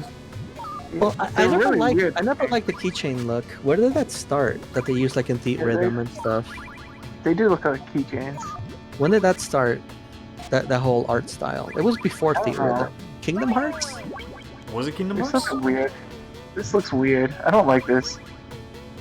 It's like the mobile game Kingdom Hearts. Yeah. Like the one they've changed 1,000 times and named 10 different things by now. UX, Unchained Cross, Keyblade, something. Something. Yeah. But yeah, man. No, Like, just the amount of stuff that, like the amount of prep you have to do for Final Fantasy 15 I did it. is part of the reason I'll probably never play Final Fantasy 15. Once I realized that prep was involved, I did it because I did want to. I'm like, I want to give it an honest chance. Like, I'm going to watch all the extra material. I bought the fucking movie. Like, I have it here somewhere. I don't know if you can buy the anime. I don't think you can. But Yeah, it was like it's on Crunchyroll. it was on YouTube. I think it might still be on YouTube on like the YouTube, Square yeah. Enix account. Yeah, It's it's pretty really- readily available. It's good. It's good. Like I liked it. I liked the anime. The movie wasn't quite as good, but it was okay. I mean, it told you about the world, which nothing else does, at least. So it gives you a setting, which the game never, ever does. So that was something. Listen, there was a car, and it was playing the bridge crossing theme on the radio. That was pretty cool. It's like a Final Fantasy for fans and newcomers alike. It's like I don't think that's true. The only thing that's for fans is you can play the good game music while you're driving. Like that's the only part that's for fans. Although they do try to sneak, huh? Play near music while you're driving. Yeah, you can play near music while you're driving. Like they did reference a lot of things from older games. And I don't think they were earned in any way at all in this game. But like when the whole world goes to shit and you come back to it, they call it the World of Ruin. So they're like referencing Final Fantasy VI. There's a lot of events. That was really cool. There's a lot of events that are similar to the old Final Fantasy games. And they do reference them in game, but they're just jumbled together. Like it's not part of a cohesive story. It's just a bunch of ideas. Just like the whole map is just a weird mix of technology and locations that are not congruent. It's not like it's not even like Final Fantasy VI, where you can say like, well, the Empire is different from a small city like Narsh, which is different from like, you know, another small city. But they're all congruous in some way where they feel like they're part of the same world. And here, I swear to God, there's something weird about these cities where they just feel like, I mean, maybe they were developed by a bunch of different teams across the world, you know, and just kind of slapped together on the same engine. Like, they're just bizarre. Like, it doesn't make sense to me. It was really cobbled together. It really feels that way, 100%. Game was a real mess. And someone even found that like the dragon boss is literally an art asset from the Chinese art studio. I remember hearing that about they that. hired to do art for the game. Like, some of the things in there are just default engine art assets that are thrown in, and it's like, oh, okay. And the quests are never good, and like the story's never good. And I didn't even talk about the combat, but I hate the combat. I hate everything about the combat. I don't think I had fun fighting anything once the whole game. So you're continuing to play it for what reason now? Finishing up the fishing, and I'm doing all the trophies. I'm so close. There's so little I need to finish all the trophies. The opening was kind of cool though, but you know, that was the opening. Like where they broke down the car. The DLC, like each character controlled a different way in the DLC, so you could they all have different control schemes. Like Prompto's like an FPS almost. Like you have really cool stuff, and they actually put that back into the game. So when I play the game, I'm actually using a lot of that, which they added much later. Like you can switch characters now to play as any character you want in combat. So you don't have to play as Noctis. And you can use their control schemes from the DLC. Oh, that's cool. Like in the main game? Yeah, in the main game. Okay. So at any point, you can be like, I'm going to be Gladio now. I'm going to do the whole parry and attack thing from the DLC, which is more fun than what Noctis gets to do. Or I'm going to be Prompto. I'm going to do the shooting stuff from the DLC. So it's kind of neat that you can just do that. And that's part of what's saving me, because right now I'm... and this, I mean, I've been playing this game for 2 years at this point. So it's painful for me to try to finish it, but I'm trying. Like, what I'm doing right now is I beat all the dungeons, right? And again, the dungeons are very slapped together. Like, don't feel like anything at all. The bosses don't make sense. Like, nothing felt. I think the volcano, I was like, this is kind of cool, but that may have been it. But like, even worse, every dungeon has a sealed door that you can't open, right? Did you see those, Finch? No, I don't remember. Oh yeah, I remember that. There's like sealed doors that you just cannot open, right? So you beat the game, and post-game content, which was another patch at some point. It's really hard to keep track of what was patched in and what was originally there, but I'm pretty sure this is a later thing. It's like you can go back to the town where the hunters originate from, and there's like this old woman who's like in charge of them or whatever. Yeah. And she gives you the key to the sealed rooms, and there's like dangerous creatures in there that you have to take out, like new bosses basically. And they all give you like new weapons and stuff, so you can get powered up, so you can be really strong to do the other, you know, like impossible to do stuff, like kill the mechanical boss from Final Fantasy 1, stuff like that, you know? Yeah. So what is it called, War Machine or something? War Machine, yeah. Like he's in this game too, and he's like really hard to kill. That's pretty cool. Yeah, I mean, no, in theory, that is pretty cool. I agree, but we'll get to that later. So like you go back to the dungeon, and you have to fight through the dungeon, and you have to play through the dungeon again. And it's easy because you're so strong now, you know? You're tearing things up. But the dungeons are a little bit maze-like.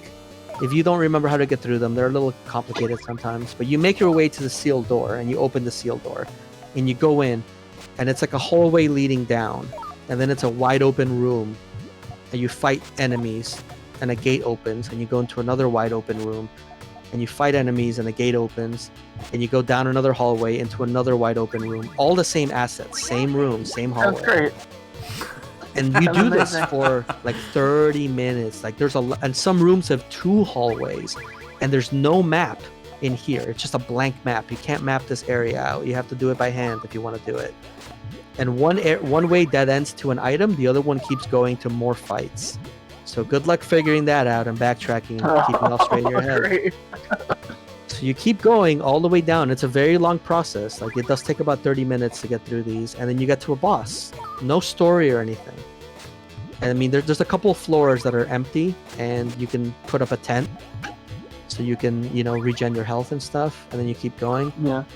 And then you get to a boss and you kill it, and they drop like a really good weapon. So now you have that. But it's just so boring, you know, and generic that it's really hard for me to get through these, which is why I do one a month or so. So is Final Fantasy XV like a roguelike in some ways, or No? like No. that just sounds I mean, or like a in the way that Diablo? in the way that no thought was put into this level design, yes. But that's about it. I mean, but just like, I mean, this sounds more like a Diablo type of game than like a Final Fantasy game. You know what I mean? Where like you're grinding for weapons and crap. Well, I mean, they're not randomly dropped weapons. Like, they're named weapons that will always drop from the same thing. Okay. So it's not quite like Diablo, but these like additional levels are very, very much just copy paste of the same room and the same hallway. Like, very strange. Just very boring, long levels of you doing fights against like tough enemies. And like, I don't understand the combat. I never understood the combat, and I still don't understand the combat to a certain degree. Like, I get the basics of it, but like, did you ever use magic, Finch? Was magic something you used at all? All the time. It's great. I love Use it all the time. What did you do? I froze everybody on the field, including the player character. Because you have to go to campsites and you have to like draw from. So they're like, look, it's a draw system from Final Fantasy VIII, kind of. You have to go to campsites and draw from like stones, like fire, ice, lightning, whatever. But then like you can combine, so you get like a number, like ammunition of that. You have like stored, like 100 ice is stored, right? And then you can like combine it into magic spells, which makes sense to me. But there's no limit to how much you can put in there. So you can make one spell that's like 100 ice, but that's all of it. So it's like, do I want to do that? Do I want to make a lot of little spells? You just want to make big spells? It'll take forever to make big spells because they regen over time. You can't just, you know, drain those rocks anytime you want. But then you can also add items into the mix and make them more powerful or have different effects. And it's like a very complicated, like, combined system.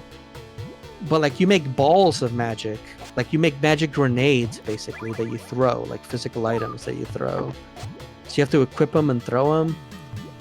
And it's like, you have to just, I don't know, I just didn't want to do that.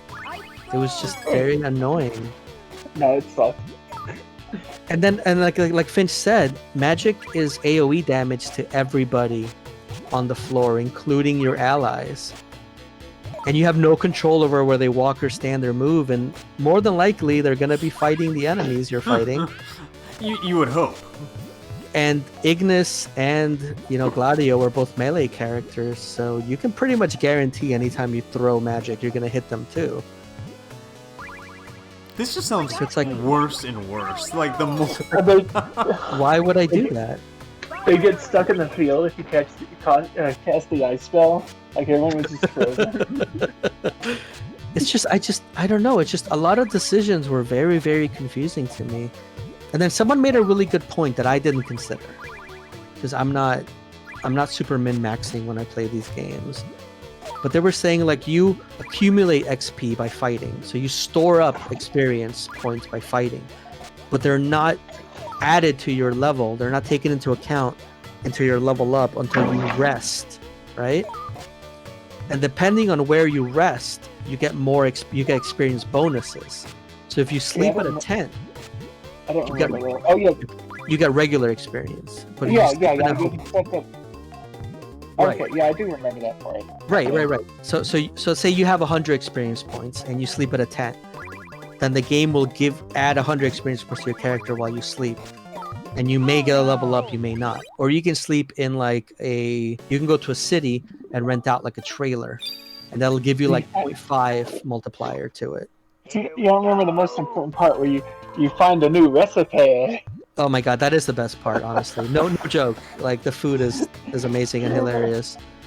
What's his name? What was his name? Ignis. Ignis. Okay, yeah. Ignis remembers a new recipe. Ignis was one of the best characters. He may have been the best character.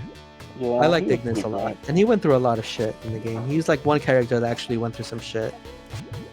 But you didn't see the DLC where you find out exactly what happened. Because you're just like, I got separated from Ignis during this big battle we're doing in the sea town. Oh, I'm back. Wait, Ignis is blind? Ignis is blind now. He walks with a cane. Wait, he learned how to be blind. He doesn't need the cane anymore. He's good now. But it's like, wait, how did Ignis get blind? What blinded Ignis? What happened? And what happened was huge. What happened was he was fucking fighting Arden himself because you were passed out.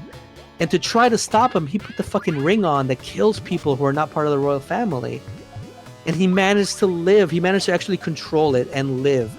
And it really fucked him up. And he barely made it out alive. And he's blind now. But they don't tell you that in the game.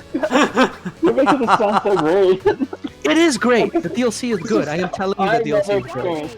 I never experienced this stuff because I never played the DLC. Because after the DLC took a while to come out, didn't it? It took a long time to come out. A long time. Because I paid, I think I paid for the season pass, and then like by the time it came out, I was like, nah, I'm playing something else now. I am telling you the DLC is good.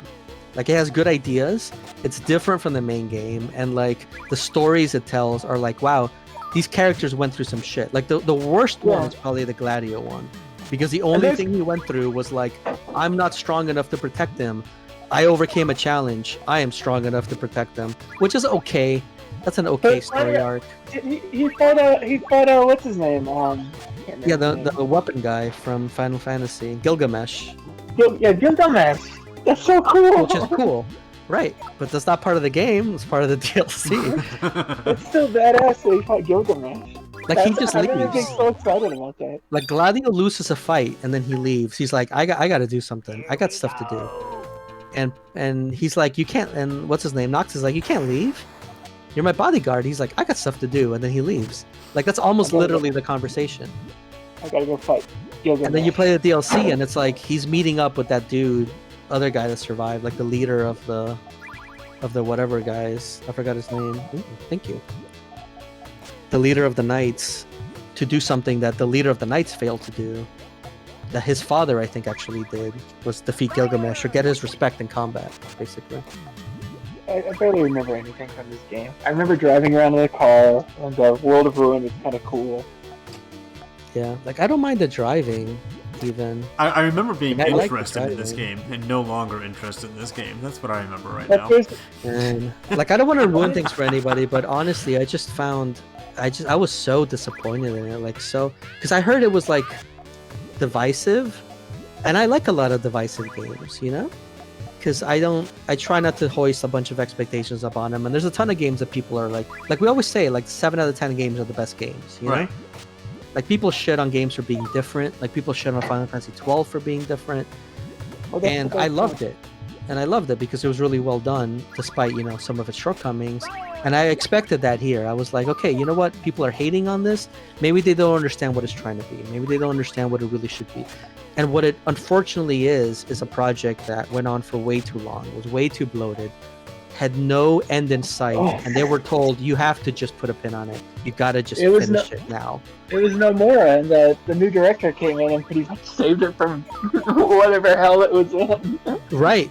They just said you have to stop developing it. You have to stop making it and just put out what's there. So they just patched everything up as best they could, and they put out this huge fucking mess of this game. I think they basically took Nomura off the project and like, yeah, you can't do this anymore. I think that's really what happened, though. Well, I mean, and then they brought in a new guy, and he was like, okay, and he was pretty much just tasked with pulling the whole thing together. And then he was doing all the DLC stuff, and I think Square actually came in and said, no, we're not doing this anymore. And he got pissed off and he quit the company. Oh my god. Wow. I believe it. I think that's what happened, because I don't remember everything. I do remember a big announcement about Final Fantasy XV where they're like, we're not going to do all this stuff we said we're going to do. Like, I don't think it was split up. Left shortly after that. Yeah. I don't think it was split up, like, as a means of making more money or a way to hose the player. I think they just, like, they had to put something out, you know? They had to just stop what they were doing and put something out. So if it meant Yeah. outsourcing the story to another company to become a movie, you know, or if it meant outsourcing another part of the story to an anime company to become an anime, or if it meant having to put the story into DLC later because they couldn't finish it in time, I think that's what they had to do, basically. So it's a mess. But yeah, for the way you're talking, like all this cool stuff happens, but it's outside of the main game. Because I mean, yeah, because like the first thing you do is you get the game working. You know what I mean? The first thing you do is you get the world going, and then you do the scenarios. I mean, maybe, like, Yeah. I don't know how these big games like these would work, but you know, maybe that's like the first thing they had to focus on was just getting something that worked out the door. So it was missing everything. It was patchy as hell. I think they even like changed one of the chapters entirely. I never played the original version of it. I heard they So did. I don't know how it would have gone down. Right. I only played the forgot new all about that. version, so I don't know what the original was like. I only played the new one. There was going to be a But, chapter that what's her face too? I can't remember the girl's name. And then they're just like, yeah, we're not making that. Sorry. What, the Lancer? No, the girl, the Iris? you know the Iris? no, the other girl, the Oh, Iris. main character girl, Luna Freya. Luna Freya. Luna Freya. Yeah, they're gonna make a Luna Freya chapter, and then he was like, well, sorry, we can't make it. Sorry, guys. Yeah, like I mean, you get just the barest hints of what, like the wafts of what Luna Freya might actually be, and then, you know, what something obvious happens, and then she's not around anymore, and it's like, oh, okay, I'm supposed to be sad about this, kind of. It's like I guess she was important somehow. She summoned Leviathan, didn't she? Yeah. Well, she's been doing it. It's kind of like Zelda in that game you just bought, where you're always one step behind her. Oh yeah. You know, like you Oh, get to like all the like the Titan guy, like all the gods are like screaming in your head, and when you go talk to them, it's because she got them to make a contract with you. She has to convince them to make a contract with you, basically, and lend you their power. So they become Because she's like the summoner girl or whatever, so she has to.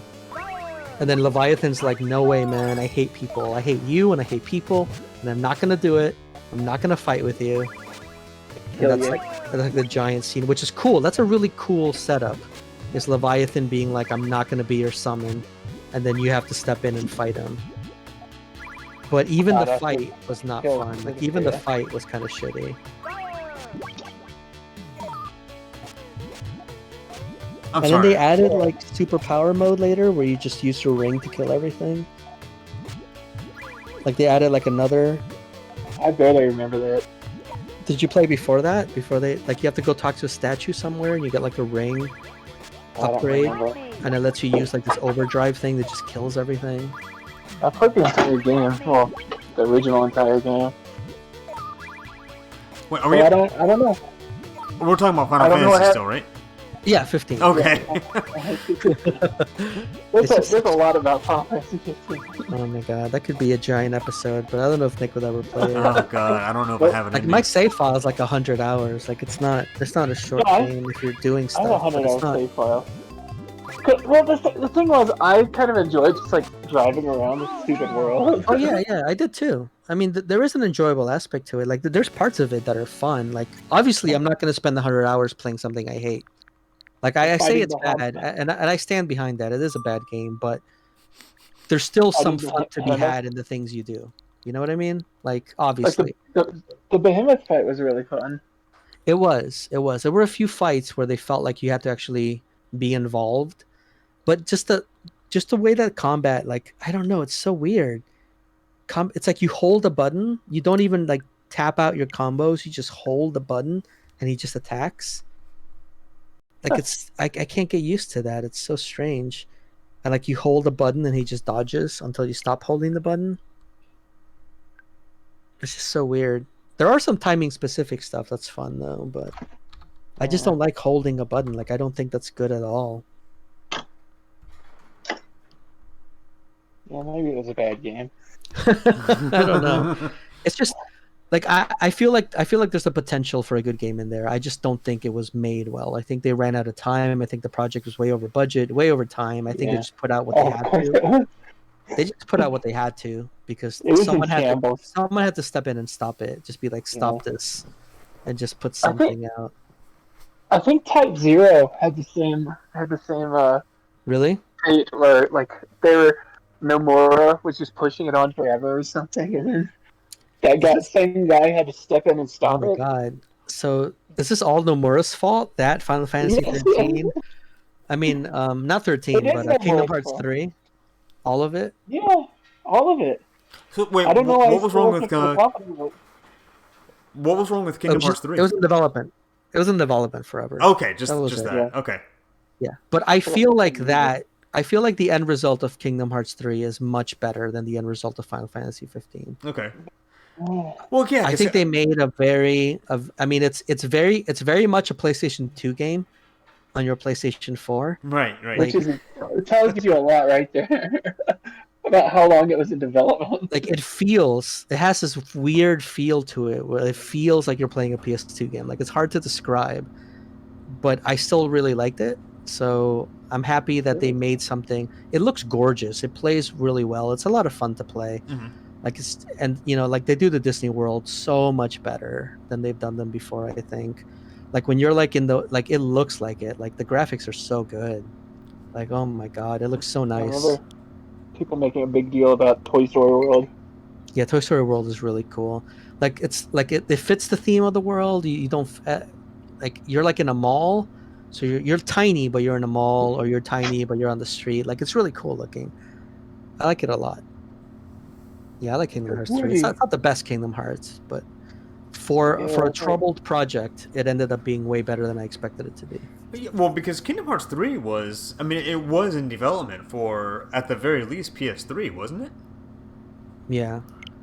Yeah, for sure. It was Like- another development hell game. Yeah, like, I mean, I remember that being, like, I remember hearing about that, I want to say, like, 2006, 2007.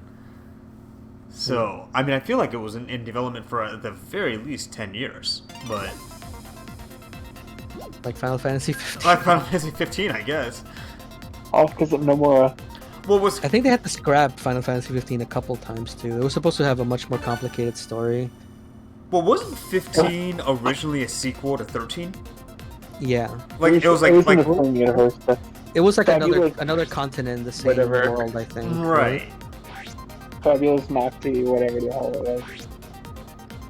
And it's called Final Fantasy 13 Versus? Versus? Versus? From Mario Kart? Oh my god. Yeah, it had Chuck Martin. Perfect.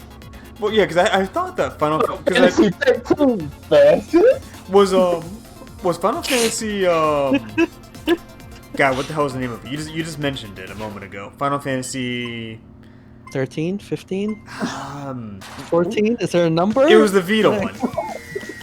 Oh, Yeah. F-Zero. F-Zero. Type Zero. F-Zero. Final Fantasy F-Zero, yeah.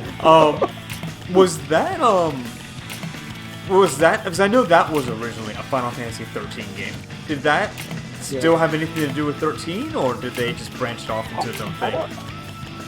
I don't think it did. You know what? See, I never I'm played going it. by memory. I'm going by memory here, so I don't think it had anything at all to do with it. I think it was another project where Nomura fucked it up. Right. I was so Someone had mad. to come in and I was wrap so it up. mad we never got the PSP version or the Vita version that I just never bought it. Oh, and Yeah, what the fuck? It should have come out on Vita. I at Did you least play thought it? it did. Oh, you never bought it. I bought it on PS4. It looks like a PS. Oh no! The second you PSP put that game. green piece down, you get the fucking blue. Okay. There you go. Yeah, it looks like a PSP game sometimes. Like some of the characters like ripped right out of the PSP game, and it's like this looks terrible. Why Well, don't you? I found it in It was- Japan. It was super cheap when I went to Japan. I paid like $1 for it somewhere. It was like a hard off. Maybe not $1, but it was real cheap. It was under $10 for the PSP game. And there's a fan translation. Yeah, I have it. I have it installed. I just haven't played it yet. I think that's how I'm gonna play it. I don't want to play like the PS4 version. Like, I don't think. I think it would make it worse because it's definitely one of those like little mission games. You know what I'm talking about? Yeah. Okay, so the thing about a lot of PSP games and like Final Fantasy, whatever it was, the Final Fantasy VII game, it's Yeah. like you're just moving from room to room to room. And that's fine on PSP, but like playing it on PS4 Exactly. gets stupid. Right. It's a little mission game. It's like you turn it on your PSP while you're on the train or whatever. You do a couple missions, and then you turn it off, and you felt like you got something done. It didn't take that long, Yeah. you know. Or you play it on the That's the treasure toilet. hunt. You do a couple missions, Yeah, it Crisis definitely Core. doesn't work. That was it. Crisis Core. Yeah, Crisis Core. It definitely doesn't work as well. But if you sit down to play for like 2 hours on your TV, and it's this kind of gameplay, it doesn't really. You know what I mean? Like you feel Yeah, it it. You're doesn't like work. that's not the same. It really doesn't doesn't work. So it's a different design philosophy for the game they made, and to port it to the PS4, I think, was a mistake. When people wanted it, like there was a demand for it. Right. It's like just fucking put it on the goddamn Vita, you psychos. It's right there. Just do it. It's like, but the Vita's not selling. It's like, but this will make the Vita sell. Like if you put games, it'll sell. If but only- it's not selling. If only I don't people wanna would put a buy game on things there 'cause for it's it. not selling. But if you put games on it, it will sell. It's like stop it. Stop it. I'm really It's curious already if Final dead. Fantasy 15 Pocket Edition has all the extra stuff. It probably doesn't. Is it? You think it's a full game? Like, I've I don't know. heard it is. I'm really curious if it has all the extra DLC stuff. I don't know. I'm turning it off now. I'm not playing it right now. But yeah, I kind of want to play just through that and then play the DLC chapter. I can just tell you what happened to me. Save you some I time. know, but I want to see it. I want to play the game. I want to play the video game. Find the recipes. I love finding new recipes. Yeah, well, once you find all the recipes, there's not much left. There's a lot of recipes. And you don't really cook that many of them, realistically. I cooked them all. Cook I for went out of my days. way to cook them all. You did? I think I did. Like, some of them are clearly better than others. I barely remember the game. I just remember the recipe. And I remember fighting the big advent toys. That was pretty cool. I don't know. Did I even fight it though, or did I just see it? Saying that it's too big for me to fight. No, you know what? Because that thing was supposed to take like, oh, this is the boss that takes several days to beat. When it didn't actually. It didn't. They were fighting at like a level 10 or something. They were idiots. It was still too long to bother with it. Well, you know what I did? Here's something funny is, I don't know if you remember, but like in a certain chapter, like once the game gets into the end game, like you're done. You can't go back out. And they tell you this is the point of no return, right? Like Yeah. once that gets happening, you hop on a train, you go to like 2 or 3 different places, and then you end up at the like the Imperial capital basically. And Yeah, you including lose. including like a dungeon where they're like, hey, look, there's the dungeon right there, but we're not going to it, or you're not playing it in the game. Don't they do that? Yeah, there is a part like that. But like Is, you is get that the part where Ignis runs away and it's like, well, where did he go? no. The Ignis part is during the Leviathan thing. Okay. Exactly. But then like you basically lose all your weapons, you lose your friends, and it's just you and this ring that you refuse to put on the whole game. Because it's like the ring that the king has to put on, but it's also like I think it drains your health. So like every king is using the ring to keep their people safe with like its abilities and whatnot, but it's also like a drain on them, and when they die, I think they go to some weird afterlife that they draw power, that you draw power from them still. So you're drawing power from all your ancestors, and it's some kind of contract, I guess. Like once you put that ring on, it's over. You know, like you're the king. I'm Maguka. And it sounds like Maguka. Maguka. You become a Duca. Yeah, and I don't think they really do a good job conveying the weight of it and the conflict that Noctis has in putting it on. Like it's obviously supposed to be there. I just don't think they do a good job. You know, I wonder if showing that's it. a translation problem. No, I don't The think whole so. game problem. Yeah, because the game was pretty much like developed like in Japanese and English, like in tandem, I think. Yeah, it came out It was a big release when it came out. It wasn't like, oh, it came out in Japan first, and then we waited a year and got it like every No, time but it but I was think out. sometimes though, like some things are just kind of lost in like either Right, culturally or in translation. You know, like something can be conveyed in a certain culture better than it may be able to be conveyed in another culture. You know what I mean? No, yeah, I get it. That could happen. In this case, I don't know if that was the case here. I think it was more. Just them not being good at storytelling. Well, not even that. Just the game's incomplete. You know, Right. the game came out unfinished. Like that's really all it is. I think this is the chapter that got rewritten, and it still wasn't quite You know what it could have been. Exactly. Right. But now, being in the middle of the enemy capital, being alone, having lost all of his abilities, he has no choice but to put on the ring, basically. Right. You know? His car got destroyed too, which is surprisingly the most emotional moment in the game. Is when your car gets destroyed. Because it's like there really is no going back. My car got destroyed. It's over. And he's like, my dad gave me that car, and he's never cared about his dad the whole game. I think he does. He's just stoic about it. But again, they didn't do a good job of really showing you that. Because you don't see his interactions as a kid when he loves his dad. You don't see that in the game. You see that in the movie and in the anime. But as a kid, he fucking... I remember that pretty well. Like as a kid, he fucking worships his dad, you know? Which makes sense. His dad's cool as hell, but as an adult, as a young adult, he's like rebelling against him, and he's really aloof towards him. He's kind of mean to him, actually. And his dad is just like full of love. No matter what his stupid son does, his dad is just like, that's okay. You know, I really love you, and I'm always going to be here for you. And then he sends him away because he knows they're going to attack, and he knows he's going to die. And like you don't get that from the fucking game, but it's there and it's really good, and you don't get that from the fucking game. But anyway, the guy puts his ring on, and finally, like this is it. He's a king now. There's no going back. You know, he was always wishy-washy about becoming the king, and Gladios is always giving shit about it, calling him a pussy and stuff, which he should. And Ignis is always trying to get him to be a better person, to accept responsibility, which he should. And Ponto's just a big idiot who he has fun with. But finally, he puts his ring on. And this ring has, like, you can banish enemies. You can, like, what was the name of that spell in Final Fantasy? It was called X Zone in Final Fantasy VI. Yeah, exactly. You know what I'm talking about? Yeah, it's basically X Zone. So the ring can do that, right? So I'm telling this whole story just to get to the point that when you put this ring on, you can banish enemies, and it has a low hit percentage. I think X Zone did too. Yeah. So it's an instant kill, but it's a low hit percentage. Right? When did you go to see Bahamut? Huh? When did you go see Bahamut? I think that was when he put the ring on. Did he die? No, that was when he went into the crystal. That was when he went into the crystal. Okay. Which again was not very well explained. Or made any sense at all. Bahamut was like this weird guy in a mask.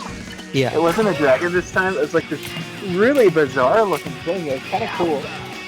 I think the style, like when they really design the enemies, like when you see the enemy designs of the bosses and stuff, they're cool as hell. Like that game had really good art direction. It's just a shame that what happened. But anyway, you can do that to the giant turtle. You can cast X Zone on it with the ring, and you can kill it in one hit. We just got raided. So thank you, Capital J, for the raid. What happened? We just got raided. What does that mean? It means that somebody ended their stream, and they brought all of their viewers over to my stream. Oh, good. That's us. Yeah. They can hear us complain. So they can listen to us complain about Final Fantasy XV. Yeah. I mean, are you actually like streaming anything, or is it? Yeah, he's playing Tetris. I'm playing Tetris right now. Okay. So welcome in. We were just complaining about Final Fantasy 15. But yeah, so you have this ring. It can do something like X Zone, but the cool thing is it has a graphic. So it's like you see the enemies getting sucked into like a black hole in the distance. So if you can imagine like someone's model getting like squished and distorted and getting pulled into a singularity in the distance, that's kind of what it looks like. And you can do it to adamantoise, and it's huge. And it starts deforming, and it takes like 20 minutes for it to happen. So it's really funny. You can watch him slowly get sucked into this thing. His face just gets really ugly, and it takes a long time. I thought something was broken. I thought the game broke. You know, like when your video card overheats on a computer and things are going wrong, and you start seeing all these things moving to the horizon up to like a fixed point? That's what it looked like. So I thought my PS4 was breaking. It kind of sounds like it was breaking. I thought it was breaking, but no, it was adamantoise getting sucked into the X Zone type spell from the ring. So it actually works. It's just a really low percentage. Huh. And speaking of the ring, there's a point in the, I think it's the Ignis DLC, where you have to fight Noctis, or you can fight him, like an extra section. You can just fight him, and he has all his abilities, and you have to try to beat him. and it's actually a pretty fun fight. But at one point, the motherfucker cast X Zone on me. Like he did the ring thing to Ignis, his friend, to banish him to a hell dimension. And like I barely finished the fight, and Ignis was super deformed by the time it was over. I have that on Twitter. We can look that up. Yeah, look it up. I'm gonna see it. Yeah, I recorded it and I put it on Twitter, and it's freaking hilarious. It's like how could he cast a spell on his best friend Ignis? How did you do this? Yeah, so Sakura, who just came in with the raid, she said, I didn't get past the first hour of Final Fantasy XV. It was incredibly boring and didn't make sense, and I had to watch I a don't blame movie you in the for it to slightest. make sense, and hard pass. I don't blame you in the slightest. It's garbage. Yeah, we were talking about that earlier. How do you have to watch the movie for it to make sense? Except I'm a psycho who tried to do everything in the game 100% despite hating it. So I could properly talk about how bad it was, in full knowledge of everything that transcends in that game. Transpires. How do I find this tweet? How do I find an old tweet? Well, Finch, how do you find your old tweets? Because you're always dragging up like That's a good 8-year-old tweets from point. nowhere. Did you like put any words in it that you all remember? Because that's how I usually do it. I remember a word from like 8 years ago. And like I put this single word into this tweet. It was like a PS4 share thing. I don't know if the tag is... Okay. Was I too lazy to remove the tag? I'm not sure. Probably. Can I search through my own tweet? Is that possible? Yeah, you can search through your own tweets somehow. So I used to do a Google search to search tweets, because then it brings up the thing where you can do the advanced search for tweets. God, I tweet way too much. Look at this shit. Oh. Yeah, you gotta. If you haven't seen this before, Finch, you gotta see it. It's so funny. Oh, I would have remembered something like that. How can I forget? How could I forget it? It's in the DLC. You didn't play it. God. Oh, you didn't see it. You mean you didn't see it when I tweeted it? No, I didn't see you tweet it. I'm so disappointed in myself for Here, put playing everything but the DLC. put the link Is it in that? the chat, and I'll Okay. cast it here as well. Hey, look! I just got to all my tweets about my scores in part-time UFO on the Switch. Remember, every level you beat, you can share it. Yeah, that's right. That's such a Oh, good game. damn, Such a good game. yet another game that I never did everything I wanted. I found it. I found it. Alright.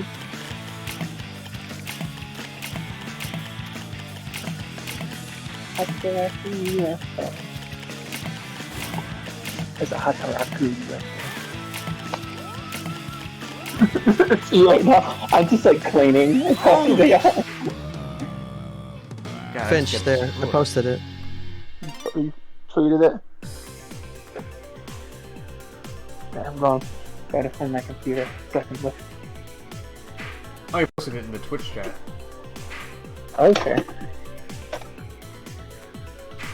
I'm gonna stream. That's right. I'll stream the pocket version. All their weird. Have a good night, faces. Sakura. Thanks for stopping by. Who are you talking to? No, I'm just kidding. God damn it, Geen. Why do you keep doing this? I'm not in this chat, or the Twitch chat, so I don't even know what's going on. Okay, I'm gonna get Twitch.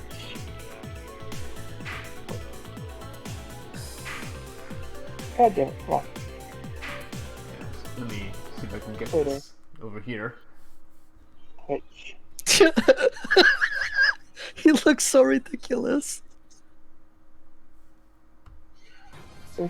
This is just what Ignis looks like from now on. Okay, hang on a second. So, what is this?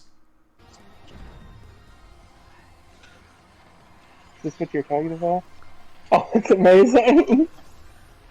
If you look looking like 30 seconds in, like 28 seconds in, the end result.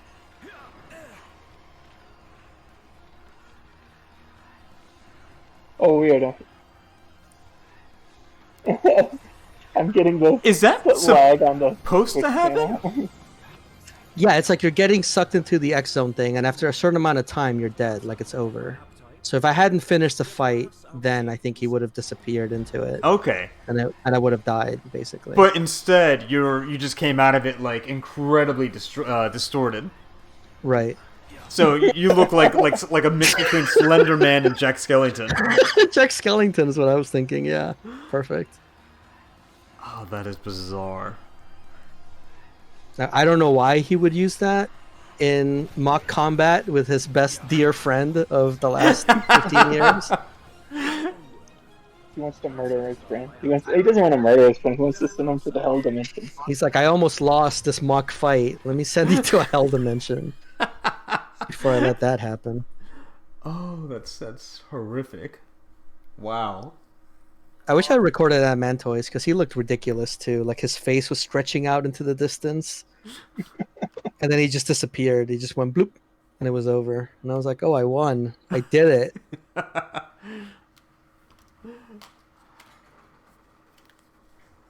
That is wow. Also, is the combat always that slow?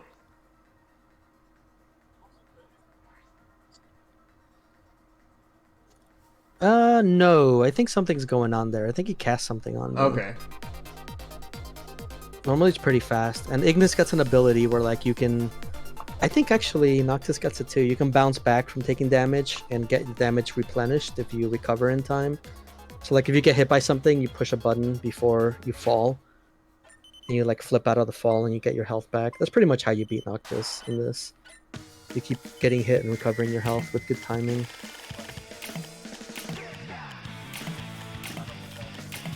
Yeah, I don't know. Just again, I mean, I'm kind of stuck on how much prep you need to play Final Fantasy XV. That just Yeah, I mean, like I said, I don't completely think to it was an intentional. I don't think it was an intentional cash grab. I think they had to just stop production where they were and put out something that worked. Oh, I'm sure. And Yeah. the story was just not even in there, so they're like, we got to get the story out somehow. So let's make a movie and an anime and Yeah. a light novel Let's series movie. and a VR Anime. experience. Yeah, like I don't think it's a dot hack situation where they're trying to go ahead and get in as many medias as possible in order to go ahead and put out their game, you know? Yeah, I think it was like a kind of like they had to do it. But It sucks. But the fact that you're Final Fantasy, like you are easily one of the Right, biggest right, franchises that exist, to go ahead and be, I mean, and maybe and this is all assumptions, but it just to be so mismanaged to the point where you kind of have to cobble something together to get. It happened to Star Wars. That's If true. it can happen to Star Wars, it can happen to any franchise out there. Although I think Star Wars is more just rushed because they just wanted to get something out as quickly as possible, and they just didn't even think about it. But Yeah. you know, but it's a shame though, because like now I want nothing to do with Star Wars. Like Star Wars, the sequel trilogy completely ruined it for me. Or even like The Mandalorian that I was really enjoying. Like, I have little interest in seeing season 2 after seeing the last movie. You know, the first episode of season 2 was really good, though. I never saw anything after that. Yeah, I saw the first episode Season 2 was too. good. Season 2 was good. Just watch it. Okay, let's watch it now. Let's watch it right now on stream. You know, speaking of which, Melly did ask if we were going to live stream Tasmania on the next stream. Yes, I don't know if that's legal. it should be. It should be legal. Who's out there protecting Tasmania? No one cares. Come on. Apparently, yeah, I was looking for the season 3 DVD and it wasn't there. So maybe it got canceled. How about a cool glass of OJ? How about a cool glass of... Kind of sounds like Hank Hill. Hank Hill is How about... another Bing Crosby parody that nobody knows about. Is he? No, he's not. I love my OJ. I tell you what. Did you see the tweets talking about that joke where Hank Hill can't open like a can of WD-40? So he takes out like a smaller can of WD-40 that he has on his belt and he sprays it on the lid to open it. Okay, wasn't that in an actual episode? I think that was in an actual it was. episode. It Yeah, is. yeah, It yeah. is. Yeah, but people were just discovering that and talking about it, which is funny. I didn't realize they never sold Panzer Dragoon. Wait, what happened with Panzer Oh. Dragoon? You never I sold never it? sold that. I didn't sell the Saturn one. Uh-oh. Wait. That's the horns from the beginning. Is Panzer Dragoon worth any? I mean, I'm assuming it is. Like just like every other video No. game now. But I don't think so. Yeah, I think everything Sega CD and Saturn has gone up significantly in the last yeah, that would be my guess. pandemic, the last 2 years or so. Just like I'm assuming like anything worth a damn on the 3DS and DS is worth something at this point. Oh my god, I don't understand. I hate that the 3DS shot up in value. Oh, it's stupid. You still get 3DS games at GameStop. Yeah, I can still buy them on the eShop. So Most of them. Some of them you can't get on eShop. They're like just like secretly taking everything down. I think. are they? Oh no. I think so. And even then, digital is usually like full price though for some stuff, Well, which is crazy. It is, but it's still cheaper than buying it from eBay. Oh yeah, no. Or Like I'm right pretty now sure. should be the time where you go